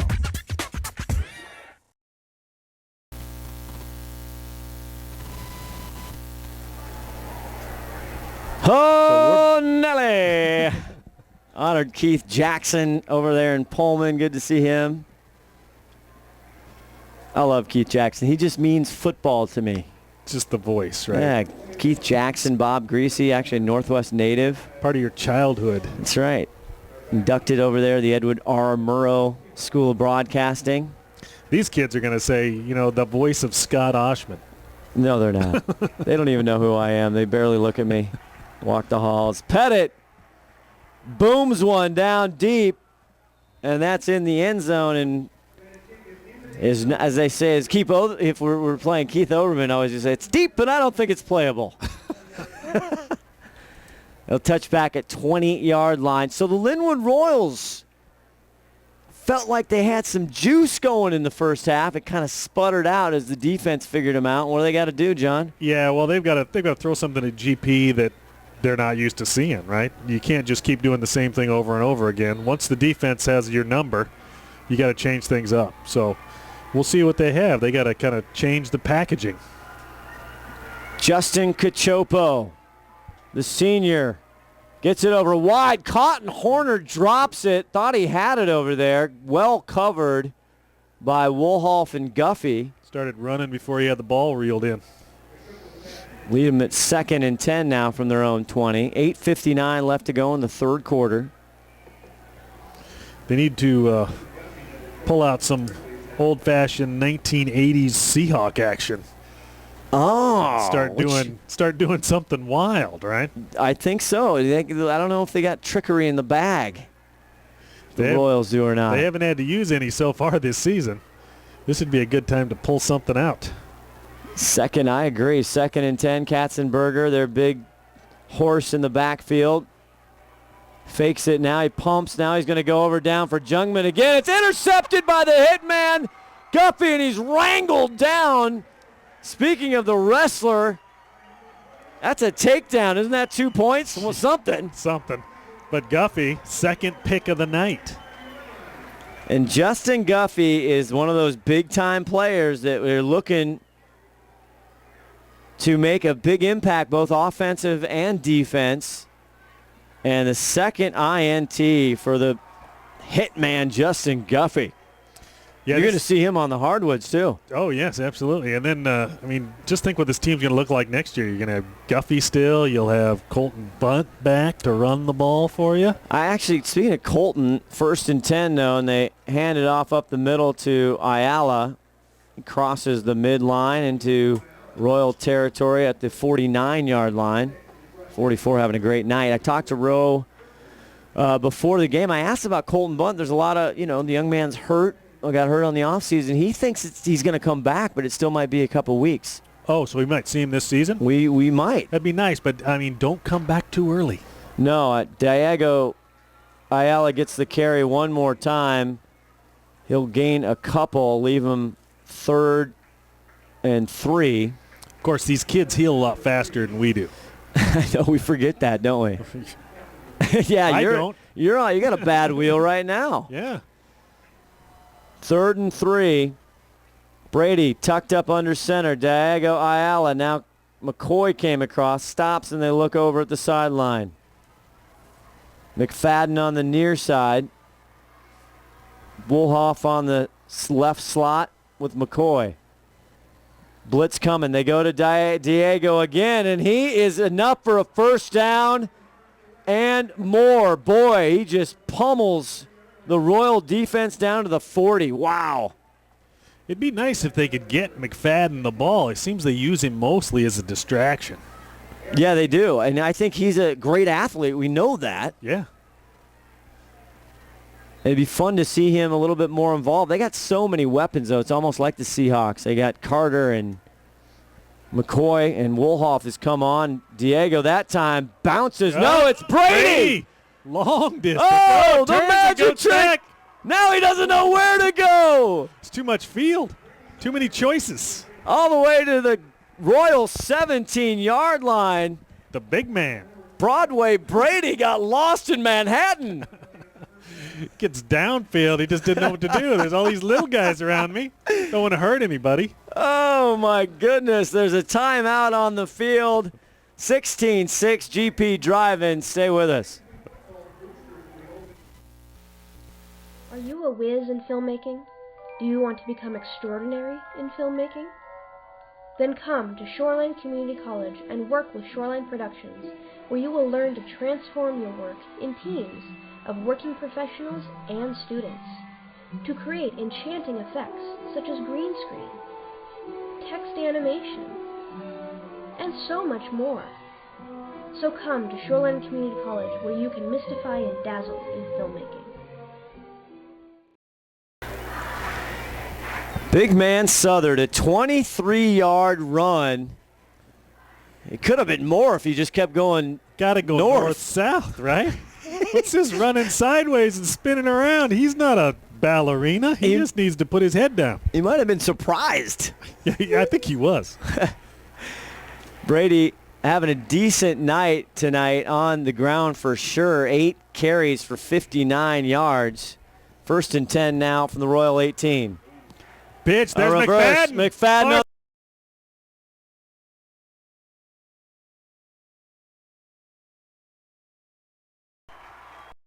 That was an excellent play. Caught the Lynnwood defense totally off guard, and then you get a kid with McFadden's speed with a lot of green, right? He was looking at that end zone the whole way. Great for Cole McFadden. He's had a lot of big plays. Trying to see it. That might be his first touchdown this year. This year, yeah. Well, unless one of the games we missed. Well, I don't believe it. You never know on the stats here. The hold, the Pettit after point there. The point after is good. 7 minutes, 12 seconds left. Now Glacier Peak starting to put down the throttle on the big hitman Guffey's second interception, and they take it down and score 23-6. Stay with us.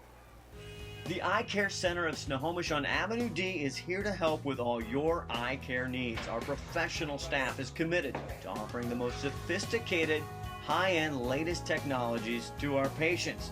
And the Eye Care Center is a relaxed atmosphere, allows you to browse the over 800 high-end designer frames, including some for the little ones. There's really no reason to go anywhere else. See us online at eyecarecenterofsnohomish.com or call 360-568-6666. Third game of the season, 2-0. These two teams coming in. Glacier Peak stumbled out of the gate against Snohomish, but was able to take that one to the relatively easily, 33-6. Last week against Shorewood, 47-7. Again, got a slow start. Tonight, first half was slow. And if Tim Boyle was here, he'd say, yeah, Glacier Peak, they're a third quarter team. Traditionally are. They got to get to know you first. Well, and again, it was a physical first half. This one's just not even close. To the back of the end zone. But the boys got a good sprint. It's part of their conditioning. It probably is. But that's, again, we so take that for granted, the weapon kicking those kickoffs out. Every other high school game tonight, they're getting a return. Yeah. Yeah, it's an opportunity to score, right? Whereas Lynnwood did no opportunity there. So turnovers, the big story here tonight, among others. McFadden, the most recent 17-yard misdirection around the corner touchdown for Cole McFadden. Is the handoff there is to Katzenberger, who, again, they've really done a nice job holding in check. Yeah, they've contained him very well. And that's the GP front line that's doing that. They're just getting the jump on the offensive line of Lynnwood. But Lynnwood's got to do something different. They can't keep doing the same thing on offense. GP's got their number right now. They're going to have to make some sort of change, an adjustment. Well, they don't want to go to Guffey's side, I can tell you that. 2 picks so far. Cachopa over front in the middle, gets it caught by Jungmann. He's trying to go to Jungmann all night, and he's brought down by McCoy and Jensen. Lucas Jungmann, the senior, he's having a nice evening tonight.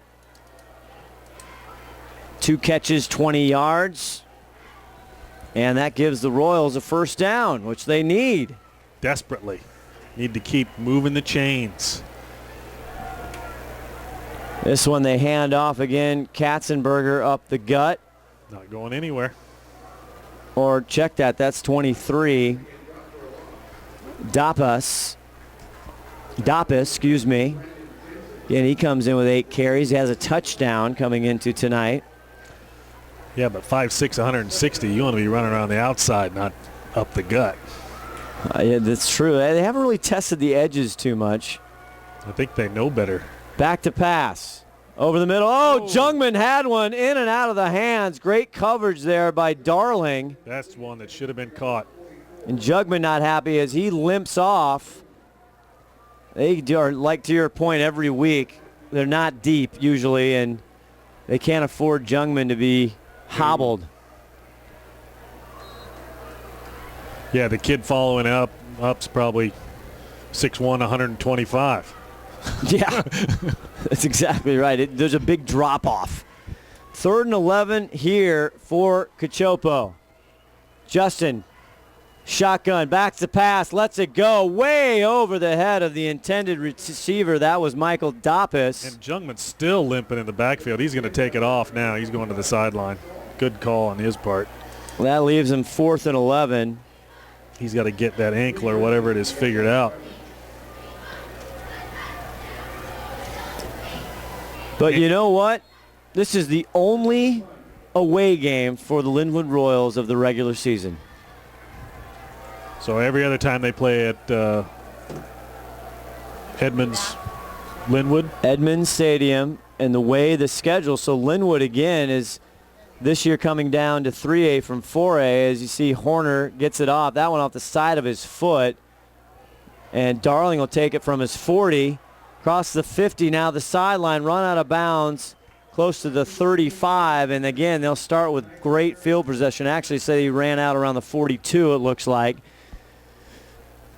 So 18 or so yard return, something like that. 5:35 left to go here in the 3rd quarter. GP seems to be starting in Lynnwood territory all night long, at least all this quarter.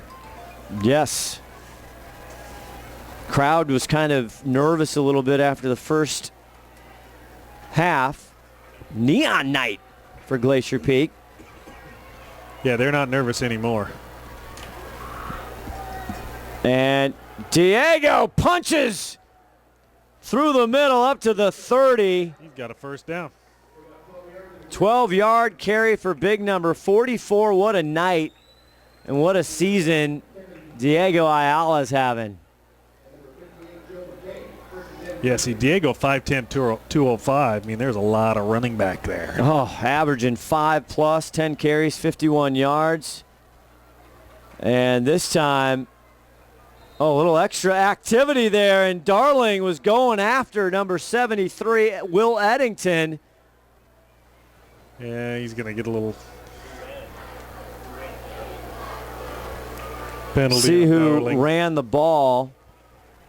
Let's go down to Ron Henthorne. What's the feeling now? I know that I saw that penalty. I don't know who ran the ball on that one, but it's going against GP.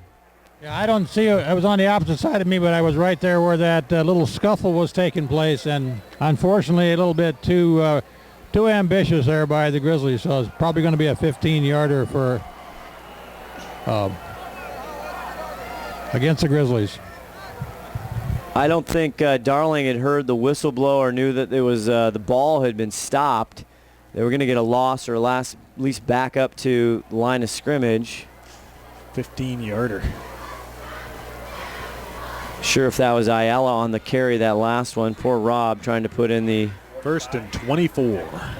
So 2nd and 24 on the 30-yard line. This time it's Carter, right side, makes a move. Makes one guy miss, and he's taken out of bounds at the 37-yard line. So nice pickup. So Carter does the same thing on every single play, and then once out of every 10 plays, he gets the ball. And let's see him go left. No, he only goes right. He's like right-hand turns, only right-hand turns. So, see what they call it now. Still a long way to go. 3rd and 18 the board has on the Royal 38-yard line. About 4:30 left in the quarter. Brady Southard back under. Now they flip it. This time it's Guffey trying to come to the near side. Cuts up. Not going to get much. I don't even know if he got back to the line of scrimmage. So a good... Yeah, but he evaded like 5 tacklers getting back to that position. He had to work hard. And Aaron Gaines is 5'11", 225 sophomore for Lynnwood Royals, takes him down. And that's going to leave 4th and 17 for Glacier Peak. Going for a field goal. I was going to say. The weapon. The weapon out one more time. This is what I've been wanting. Another opportunity at a long one. Correct. 54-yarder? 54-yarder. Come on, Spence. He hit one from 41. Last time out. 54 yards. Short. Just short.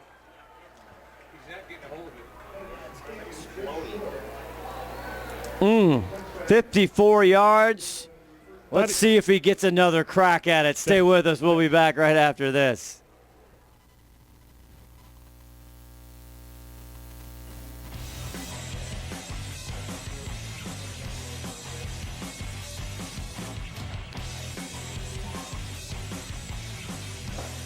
That was beautiful.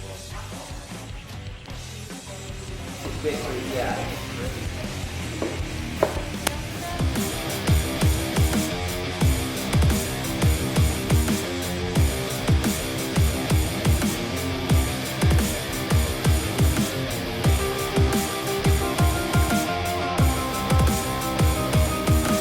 3:28 left in the third quarter. Cachopo hands it off. Katzenberger spins, wheels and deals. A nice carry for 10 yards right at the first down marker. Anytime he can get into the secondary, it's a 7-8 yard gain, right?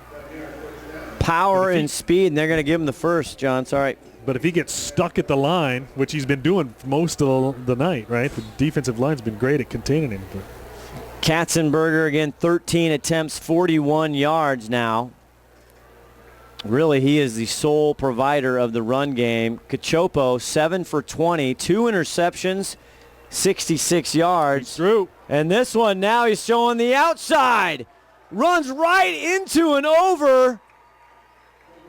Number 42, we told you, the sophomore Ricky Kranz. Nice job by that young man. Yeah. It's a load. He came from the far side, too, didn't he? I think he may have. Flag on the play. Must be holding. You're sitting in that seat, you're like a swami no. right now. The flag, you even said holding, and then the PA announcer said holding. I was channeling my inner Boyle. 2:56 left in the third quarter. 23-6 Glacier Peak on top. Plenty of time in this game, though, for the Lynnwood Royals. And the ball is smack dab right at the Royal 30-yard line. 1st and 10 at the 30. It's at the back half of that line. Now a double set in the back. Cachopo now. He's got Jungman and... Offsides. GP. Interesting. Michael Doppis back there. Hadn't shown that two-back set too much tonight. No. It's the first I've seen it. I don't know if they want to do that too much. They need more help up on the line. So it was offside GP. And our back a little bit. Our reffing staff being tested tonight. Hey, all of our bellies are full because of Cunio's. The STSPN want to thank Cunio's right on Highway 9 in Clearview. Big clapping. Unbelievable food as usual. Home cooking here tonight by Chris and Shannon Cunio and Sean down there. Sweet barbecue, Sean, sweet barbecue. I want to thank them. Great vittles tonight as always. It's actually a 5-yard penalty on Lynnwood. It was. 1st and 15 now from their own 25. Jungmann back. Now all of a sudden they're having snap. It's still on the loose. GP, I think, comes up with it. Oh, unfortunate. Cachopo lost it. He's been having troubles. Line. And who was back there? Big 70. And that's Cuneo. Cuneo causing the problem. Right on cue with the Cuneo's food. I don't know. He should have grabbed that and made it to the end zone. He should have. Dad's going to talk to him later about that tonight when they watch the tape. Be on half rations at home. Oh. Not scoring a TD. What a meal by Bert Cuneo right there, who's been coming on huge these first 3 games. Unbelievable story. He was untouched coming in there, it looked like. A bad snap, the second consecutive one, and all of a sudden GP on the doorstep. Garter. Get it over to my boy. Touchdown number 10, Umperovic. Umperovic? I just saw the one. I thought it was Carter. 2 touchdowns. Umperovic, that's right. 2 touchdowns. Amazing. Out of nowhere. Unbelievable. How do you pronounce that last name again? Umperovic. I got it now. Are you sure? Bring it, baby. Bring it. The weapon on for the extra point. Mount Lake Terrace victorious over the Thunderbirds 49-21 earlier tonight at Edmonds Stadium, the early game. Petted up, and it is good. And all of a sudden, another big turnover by the Royals absolutely kills them. And Mr. Umperovic, for the second time, gets to that big square down there at the end for a touchdown. 36, Glacier Peak now putting it on the Royals. Don't go away.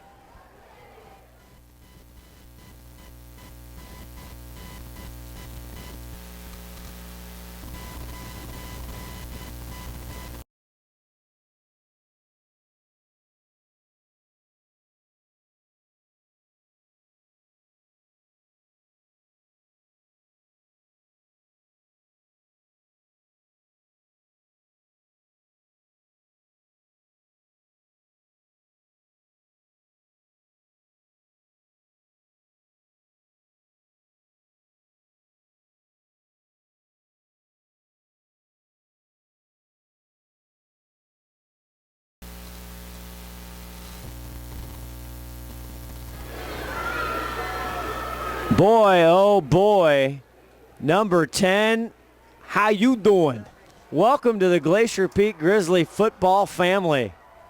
Umperovic showing some skills, Johnny. He just pops up with the ball. Kyle Yu. The ringer. The ringer. I like that. Coach Rowe, Nick Benderman holding out. Number 10. Going deep. See, now how far is that? Obviously, he kicks it off. Yeah, from the 40. From the 40, so... That would have had enough distance if he would have been from the other 40. That's where you're sitting there going, again, but it's the hold, it's the snap, it's where he gets, it's a lot going on.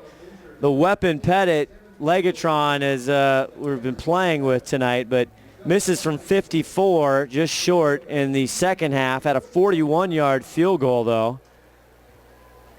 Missed in the first half from 56. 41's just a chip shot for him.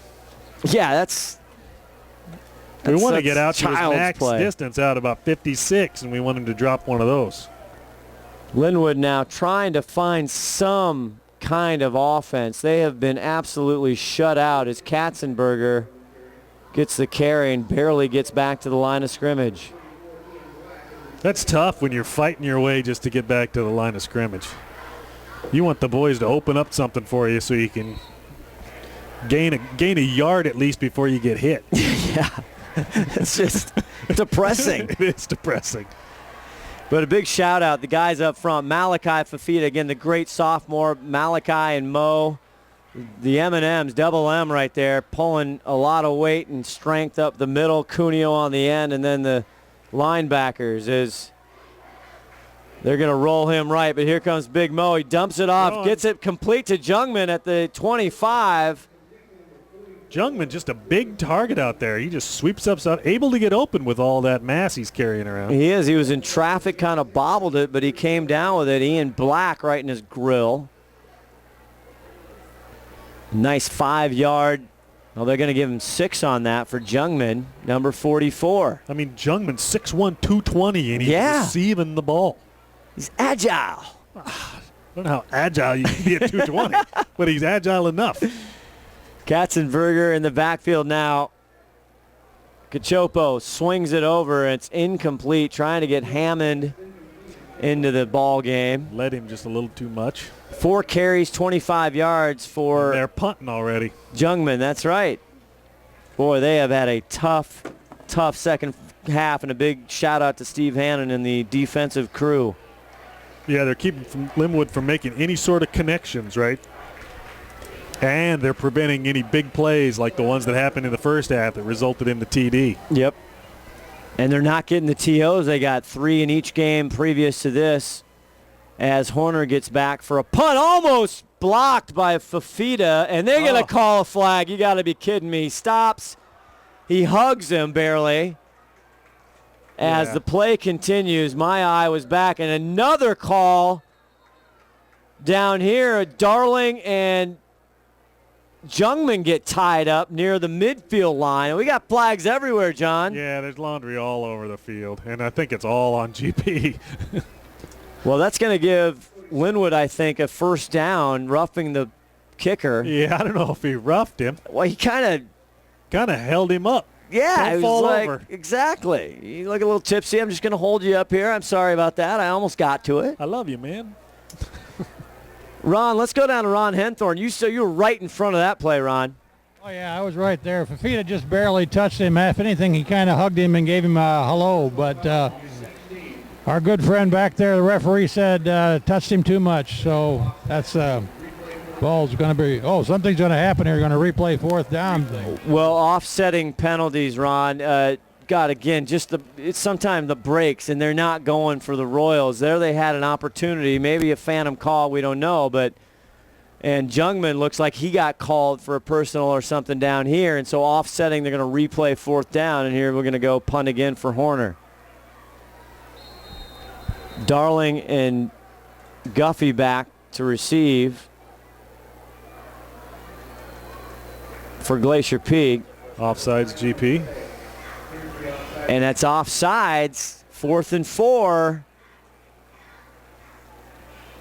Wrap the present up, give them a first down. That's just what Lynnwood needed. They'll take any first down they can get at this point. Just looking, second half drives. For Lynnwood, I mean, they have not hardly gotten past the mid-stripe of the field. Second drive of the second half, an interception by Guffey is second, and another punt, a fumble on their 4th drive, and here we go. They were going to punt, and a drive kept alive by a penalty by Glacier Peak right on the 31 now. Katzenberger. Left side. Stopped. And big Mo Fafita and Burke. Cuneo over there, and they'll have none of it. 34 seconds left here in the 3rd quarter. 30-6, Glacier Peak on top. 2nd and 9. Sorry, John, go ahead. Lynnwood with the ball, finally able to string together a first down. On a penalty. Well, you take what you can get. Yeah, no, it doesn't matter. 2nd and 9 from their own 32. Trying to get something rolling. Jungmann with the ball far side, but then stopped immediately once he catches. Great defense by Guffey over there and Woolhoff and number 8 McCoy, and they help them up. Good sportsmen. That's the end of the quarter. That'll do it for 3 quarters. Stay right here. Nowhere else. Glacier Peak football live streaming on STSPN.com. We'll be back with 4th quarter action.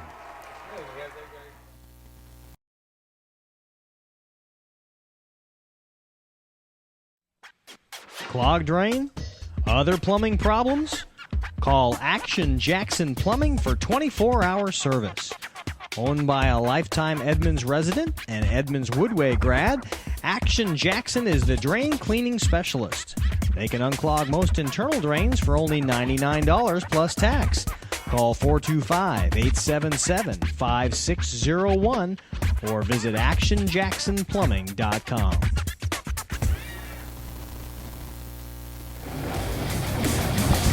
Friday night, fourth quarter, Glacier Peak 30, Lynnwood Royals 6. And Lynnwood, I'll tell you what, they have to travel far here tonight to Veterans Memorial in Snohomish, but they have nothing but home cooking. They got a big test, though, Interlake next Friday night. Then they test Edmonds Woodway, who they're familiar with because they played them in 4A last year. Again, though that's the home stadium. So then they hit Meadowdale, who Glacier Peak has next week, Mount Lake Terrace after that, and then they have the Shorewood Thunderbirds at home. How do you like that? Home, home, home, and home. Makes for a good season if you can get it. And if you're a Lynnwood Royal fan, guess what? Every single game, if you're unable to be there, you got family, friends, out of state, out of town, you can see everything live on Sound Live Sports Network, LSN. Take it away, Steve Willits and the gang. So Ron's wanting us to start thinking about player of the game. It's early. Come on, Ron. I'm just saying. If you had to ask me right now, it would be either Guffey with the 2 INTs or Kyle Yu. Kyle Yu. Okay. But it's early. All right. Well, Cachopo flings that one out of bounds, incomplete. 4th and 8 now on the 33-yard line. Just the start of the fourth quarter. Scott Oshman, John McClain, Tim Boyle. I think this is his first broadcast in our 4 years, our 4th years that he has ever missed. Might be mistaken, but I think that's correct. And Tim, attending to his father in the hospital, he's stable. He's hanging in there right now. All of our best wishes out to him. Bounce right to Horner. He gets it off. And Guffey will take it from the 41. Look out. Oh, shoestring. Tackle there by number 13 for Lynnwood. And once again, look at the field position, right? Starting at the 38. It's tough. Tough to get it going. Andrew Warren with the tackle there for Lynnwood. Sorry. They're just not making it easy for that Lynnwood defense, right? Lynnwood offense just not coming through for them. Make these boys work way too hard.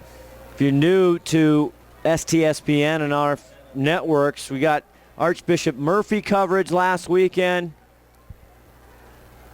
And Big 44 takes that one up the middle. Nice defensive play by the Royals. Got a boatload of new players on the field. Grab your rosters, gentlemen. Things are going to get dicey. Lakewood takes the lead on a 5-yard touchdown run with 5:46 left in that game, and they're playing Archbishop. They're up 18-17. That by David Kruger from the Herald. 2nd and 7. Brady Southard keeps it and over the left side in that big frame.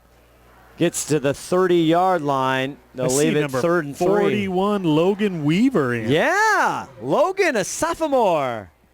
He's got some wheels. Got some real wheels. Give that kid the ball on the outside and let him go. Good athlete. Much nicer looking now that he's cut that long hair off. Yeah, he was doing the do, man, for many years. His dad probably real happy about that. Although I see a little something coming out the back of the helmet there. I don't know. Brady with the keeper. Not going anywhere. And Brady says, let me introduce myself to Mr. Hammond. Let me hammer you, Hammond, number 5. Brady got to the ground pretty quick on that one when he saw all those boys in white coming at him. That's like opening the door, you see a big storm. I'm not going. Yeah, I'm just going to stay in tonight. Make myself some soup. Oh, Alton Hammond. He's a sophomore. He's going to be good, Alton Hammond. Oh, the weapon's on. 52. Here we go, 52 yada. See if he's got the leg this time. He's been short from 54 and 56. Keeps moving 2 yards closer. Darling with the hold from the right hash. Now he wants a timeout. Rory Rosenbaugh takes the helmet off, or the headset. Ron, what's going on down there? Why do you ruin the mojo there for the... I'm not doing the mojo dance, but I'm down here going to watch that nice field goal. I think he can make this one. But you know, kicking the field goal from where he is better than trying to do a punt, because if he doesn't make it, they get the ball back here on the 20-yard line, so it's just like a good punt. I do not understand that rule. There's so many things. Speaking of that, it's crazy. Rob, Replay Rob, I was in a great ride. He was nice enough to drive back from Pullman last week, and we were talking about the things that bother Rob Why Not Wygant about football. And he's talking about why back in the day when the linemen were set down in the three-point stance, you couldn't, if they moved, it was illegal procedure. Yeah. Now they get down, they look, you think they're going to go, then they stand up, they look over. Why isn't that a legal procedure? Am I saying this correctly, Rob? He's nodding yes for those of them not in the booth. We need a camera on him. The Rob cam. This is an interesting question. This is a conundrum. We're never going to find out. Tim probably has an answer. He would have a story anyway. 52-yarder, Pettit. Got it. Oh, wide. Right, wide right. Oh. Had the distance, though. Spencer, you know what? You want opportunities, and the young fella's getting opportunities. That's right. He's probably kicking himself. He's got 3 tonight. Man. And we're pulling for him. Ron, did you see, again, are these holds and snap? Is the timing off? What do you think's holding up the weapon? Oh, you cut. I'll tell you that, but I think with a short run-up like he gets, he doesn't quite get his foot on the ball solid, but he's still kicking at 50 yards. Katzenberg up the gut. Runs into Andrew McCoy, but he'll get a nice gain of 6 yards starting from their 20-yard line. Like Ron said, you miss it, who cares? High school football, it starts at the 20. Yeah, it's like they want you to do it. Right? Yeah. Dare me. Yeah. Okay. Well, that's because usually nobody can even come close. Yeah. I don't think the rule was intended for kids like the weapon. No. I don't think high school football had anything. They didn't know about the weapon. Hopefully the weapon. We are on a scholarship hunt for Spencer Pettit. Yeah, we're thinking Washington State, right? Well, I don't know. That's early read right now. I haven't talked to him. 2nd and 4. Katzenberger again tries to make a move, cut it back up inside, but not before big 79 in the ball game. Mr. Shelton getting some play time. Matthew Sheldon. Yeah, because he's one of those kids that would kick the ball off and then go down and make the tackle too, right? Yeah. He'd be on the all-Madden team. Oh, totally. Yeah, Madden would be all over that kid. God, yeah. Yeah, I can see him just lunch pail, does it all. Doesn't matter. What do you want me to do, Coach? 3rd and 4 from their own 26 in the shotgun. Finds a man, tries to get to Hammond over the middle, and one-handed. He had a great catch in the first half. That time Jensen was about to crack him, and he let go, and it's incomplete as Hammond stumbles off.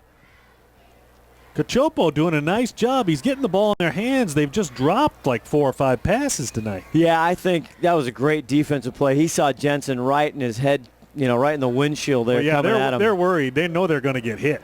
9 for 25, 59 yards. 2 interceptions for Cachopo. Long 26-yarder tonight, and Horner on for the punt. And we have some new players back to receive. Number 6 gets it, and he's just going to fall on it, and that's Sam Wyatt, the junior, for Glacier Peak. Yeah, they definitely weren't expecting him to punt the ball that far. I should know. That one had that was a net. What did he punt that from? The 26? Yeah. Or no? That was a heck of a punt. You got a good roll on it. Let's take a quick break. We'll be back with Glacier Peak Drive here, 7:58.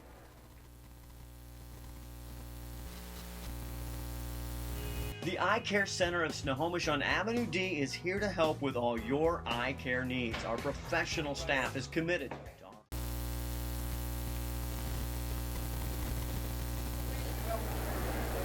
First and 10. Brady pitches it. Nice little grab by Wolhoff. Tries to make himself some room out there. Got the first down and a little extra. Very good work by 69 to kind of keep him busy for Glacier Peak. Jason Lindsay. Kirkman with the tackle for the Royals. Comes in tonight, 7 tackles for 34, Mike Kirkman. And 38-yard line, first and 10. Great carry there for Wolhoff. Brady under center. Bobbled snap, it's down. I think he recovered it. And he did. Big number 60, Aaron Grimes, trying to get in there.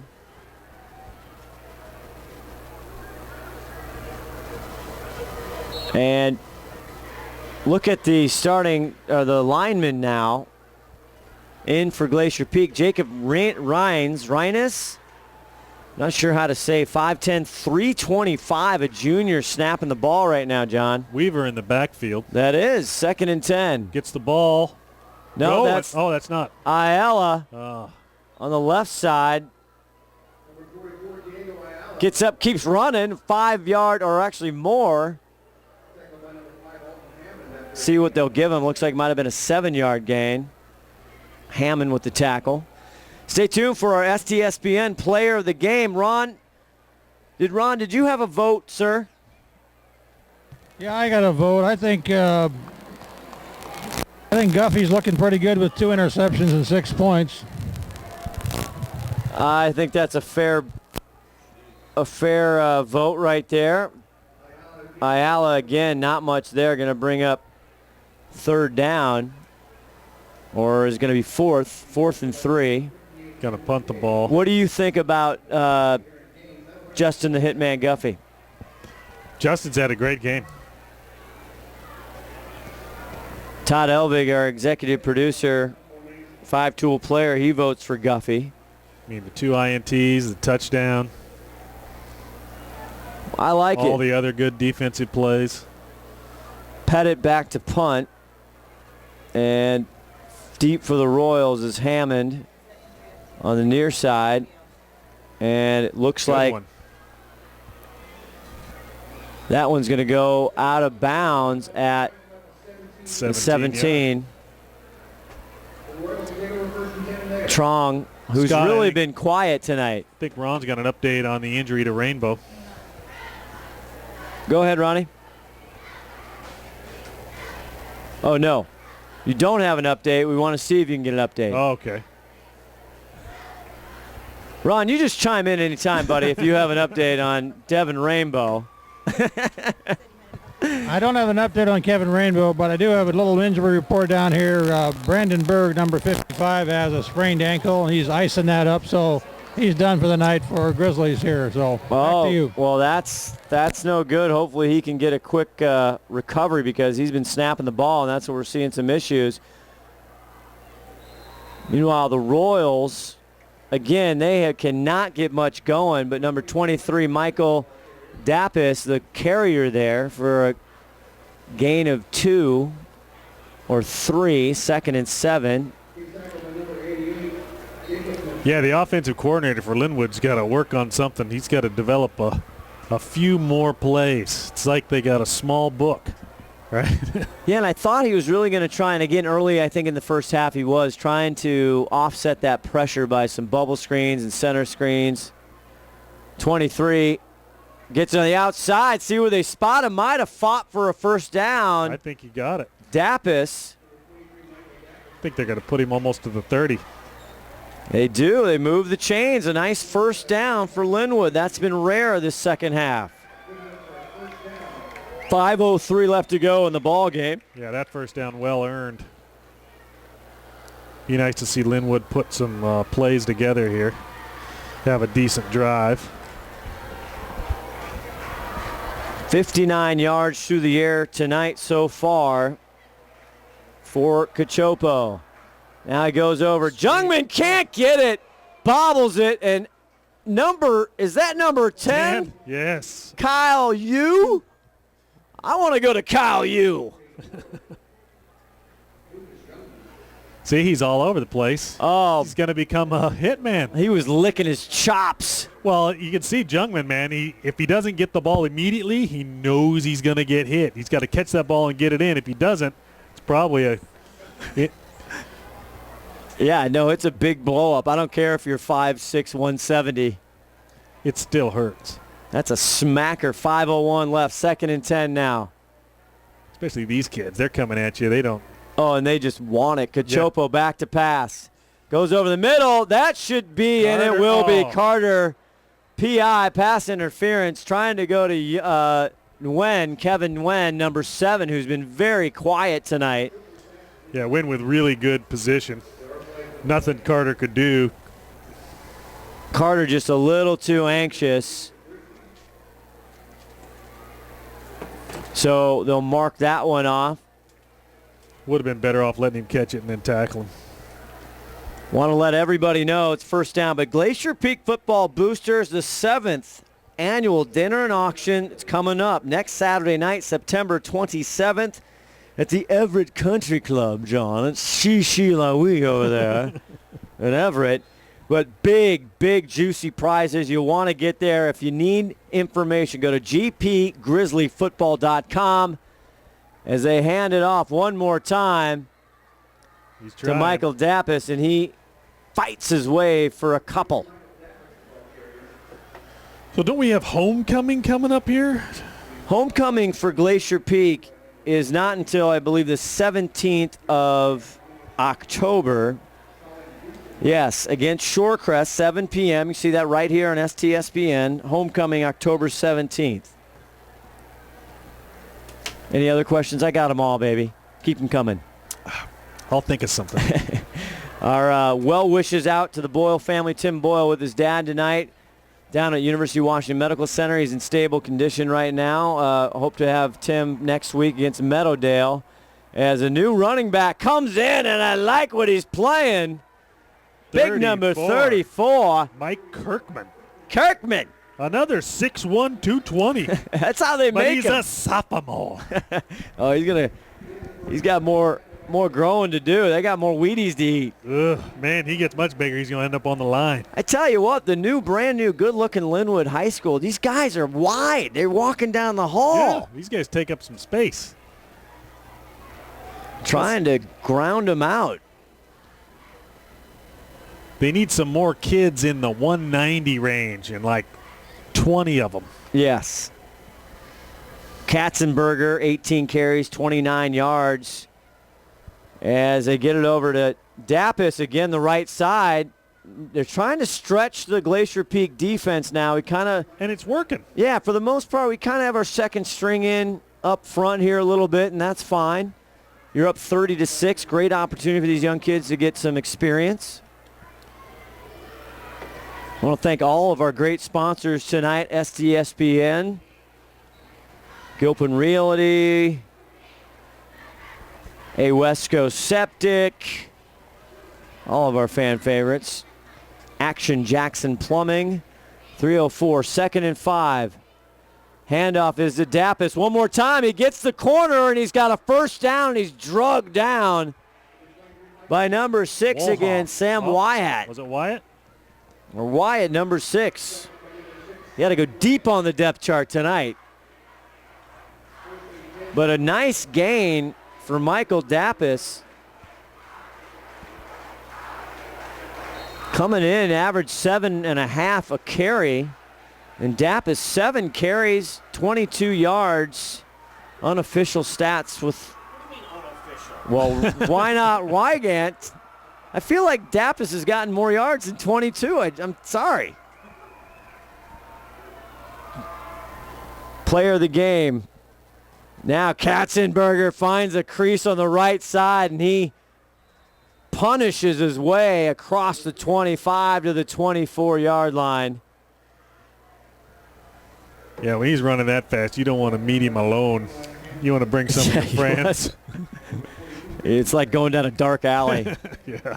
You want to make sure. Bad things are going to happen. So it's a consensus vote right now. Our STSPN player of the game, Justin the Hitman Guffey. Rob Wygant, you okay with that? You're shaking your head over there. I'm thinking Who's Kyle your Yu boy? out of right field, man. You think, Diego Ayala. Yeah. Oh, man, we're controversial. He's been doing a lot of the heavy lifting, though, let me tell you. Chopo going deep. He's got Nguyen, and he overthrows him. He was open. Incomplete. Kyle Yu on the coverage. Kyle knew it was long. He just let him go. No reason to waste his energy. But I agree with Lynnwood fans, and the Royal head coach has done a tremendous job. Keontae Bankhead coming in 2-0. It'll be 2-1 after tonight. But I like this quarterback, Justin Cachopo, the senior. He's got a nice arm, nice release, good ball. Yeah, and don't forget Katzenberger at the running back, Jungman. And they got some good players. Hammond, they tried to string him to the left, gave Hammond the ball, but again, group tackling. All kinds of good-looking kids in Glacier Peak, 16, 20, 42.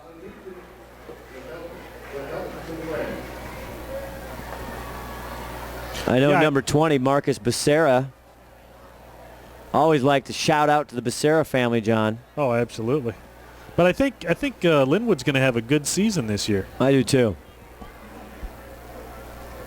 4th and 4. They're in Glacier Peak territory. They give the ball to Hammond. Can he break the tackle? Not going to make it. Breaks one, but not the other. And the Glacier Peak defense, first, second, doesn't matter tonight. They stop the Royals, and that should do it. 55 seconds left. Stay tuned. We'll take a break after the final gun here, but we'll come back with Ron Henthorn with our player of the game. Are we going to stiff? Oh, I don't want to get in the middle of this. I got Henthorn and Todd they want. Guffey. Diego L.A., I see your point, Rob. I mean, he's got 14 carries, 50 yards. Southern ending the night rushing 58 yards on 11 carry. Nice job by Brady, 6 for 16 with one INT, but 150. So, I would go for Ayala. Can't say it. If he was over 100 yards and maybe had a TD. But what about Umperovich? You have him here, Rob, 1 touchdown. Doesn't he have 2 touchdowns? Let me go look at my. I don't want to dispute the screen. Yeah, no, McFadden's got the other TD. Okay. I think we have Kyle Yu's only got 1. Okay, well, of course, see, I shouldn't. But Guffey's got the 2 INTs and a touchdown. If you're not in the booth with this, you should have seen the glare statistician Rob Why Not Wygant just gave me when I questioned the board. Hey, the statistician takes his work personally. He should. I understand that position very well. I'm telling you, man, huge shout out. Clock goes down. 4 seconds. 36 is the final. What? That's it. Player of the game. We're going Justin Guffey. Let's just go with Justin Guffey tonight. The hitman, 2 interceptions, key pivotal plays. Ron Henthorn will go find him as soon as he comes off the congratulatory line here with the Royals. So stay with us. We'll be back right with Ron Henthorn, our player of the game, Justin Guffey. Stay right here.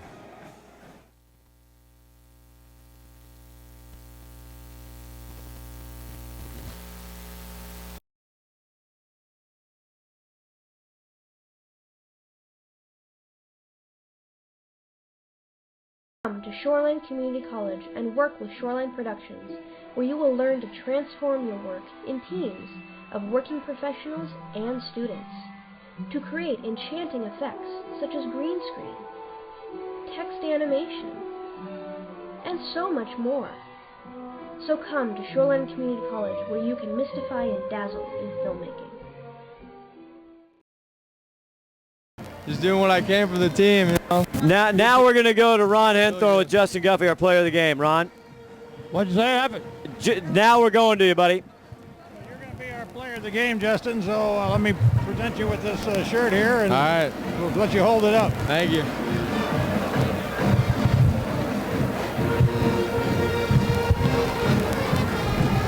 Justin Guffey, player of the game here tonight for Glacier Peak, and this wonderful victory here for the Grizzlies tonight. What do you got to say about that? This is a great all-around game. Our defensive line did really good. We got pressure on the quarterback all night. I mean, I couldn't do it without him. It was a great team win. Thank you, Justin. Thank you. Great to see you play a great game. Thank you. Justin Guffey, I'll tell you what, I remember we saw last year against Lake Stephen, we saw him for the first time on defense, and that's where he got that hit man, and we thought, wow, this kid is going to be unbelievable. He started, his inexperience last year. He had a great season, but he wasn't taking over games. And we talked about before the season. Here with Coach Rowe. Coach Rowe. Got a big win there tonight after that first quick, tough first half. What do you got to say about that? Yeah, those guys do a great job. Coach Bankhead's got them rolling. I think they're going to win some games. It's a talented football team. I was proud of the way our kids battled and fought and overcame some things, penalties, and some stuff didn't go their way. And we'll go back and evaluate the film and learn from it and hopefully get better. I hope it serves as a reminder that we need to keep getting better every single week. We've got a huge test with Meadowdale next week, so we got to go to work. You got a lot of talent out there playing tonight, Coach. I'll let you get over to your players, and thanks a lot. Hey, thank you guys. I appreciate it. Have a good night. All right, back to you guys in the booth. That's Coach Rowe with a lot to work on, he says, next week. So we'll see you next week. Ron, thank you so much. Great job. Their player of the game, Justin Guffey, in a post-game interview with head coach for Glacier Peak, Rory Rosenbaugh, his 7th year with a big win tonight. Glacier Peak 30, Lynnwood 6, and really a lot of back and forth kind of big momentum breaks, penalties, big plays brought back John McClain. But again, the ability of this Glacier Peak defense to stop their running game. Katzenberger, nice night, but only 92 yards on the ground. They average 105. Yeah, they completely stifled the Lynnwood offense, both with their aerial game and their running game. I mean, they really couldn't do much of anything. It was only, they got some big plays on some GP mistakes, and that was about it. Even bigger, right through the air.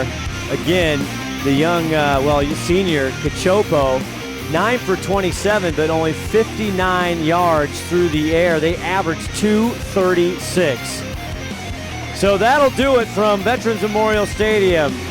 Glacier Peak victorious 30-6 over the Lynnwood Royals. For everybody on the STSPN staff and crew tonight, great work. Thank you, John McClain, for stepping in. Replay Rob, moving over to stats, Cuneo, Leslie, Shannon, Todd Elbig, and Ron Henthorne and Scott Osmond saying good night. It's the final. Glacier Peak 30, Lynnwood 6. We'll see you next Friday night, 7 o'clock, STSPN. Glacier Peak brings in the Meadowdale Mavericks. Good night, everybody.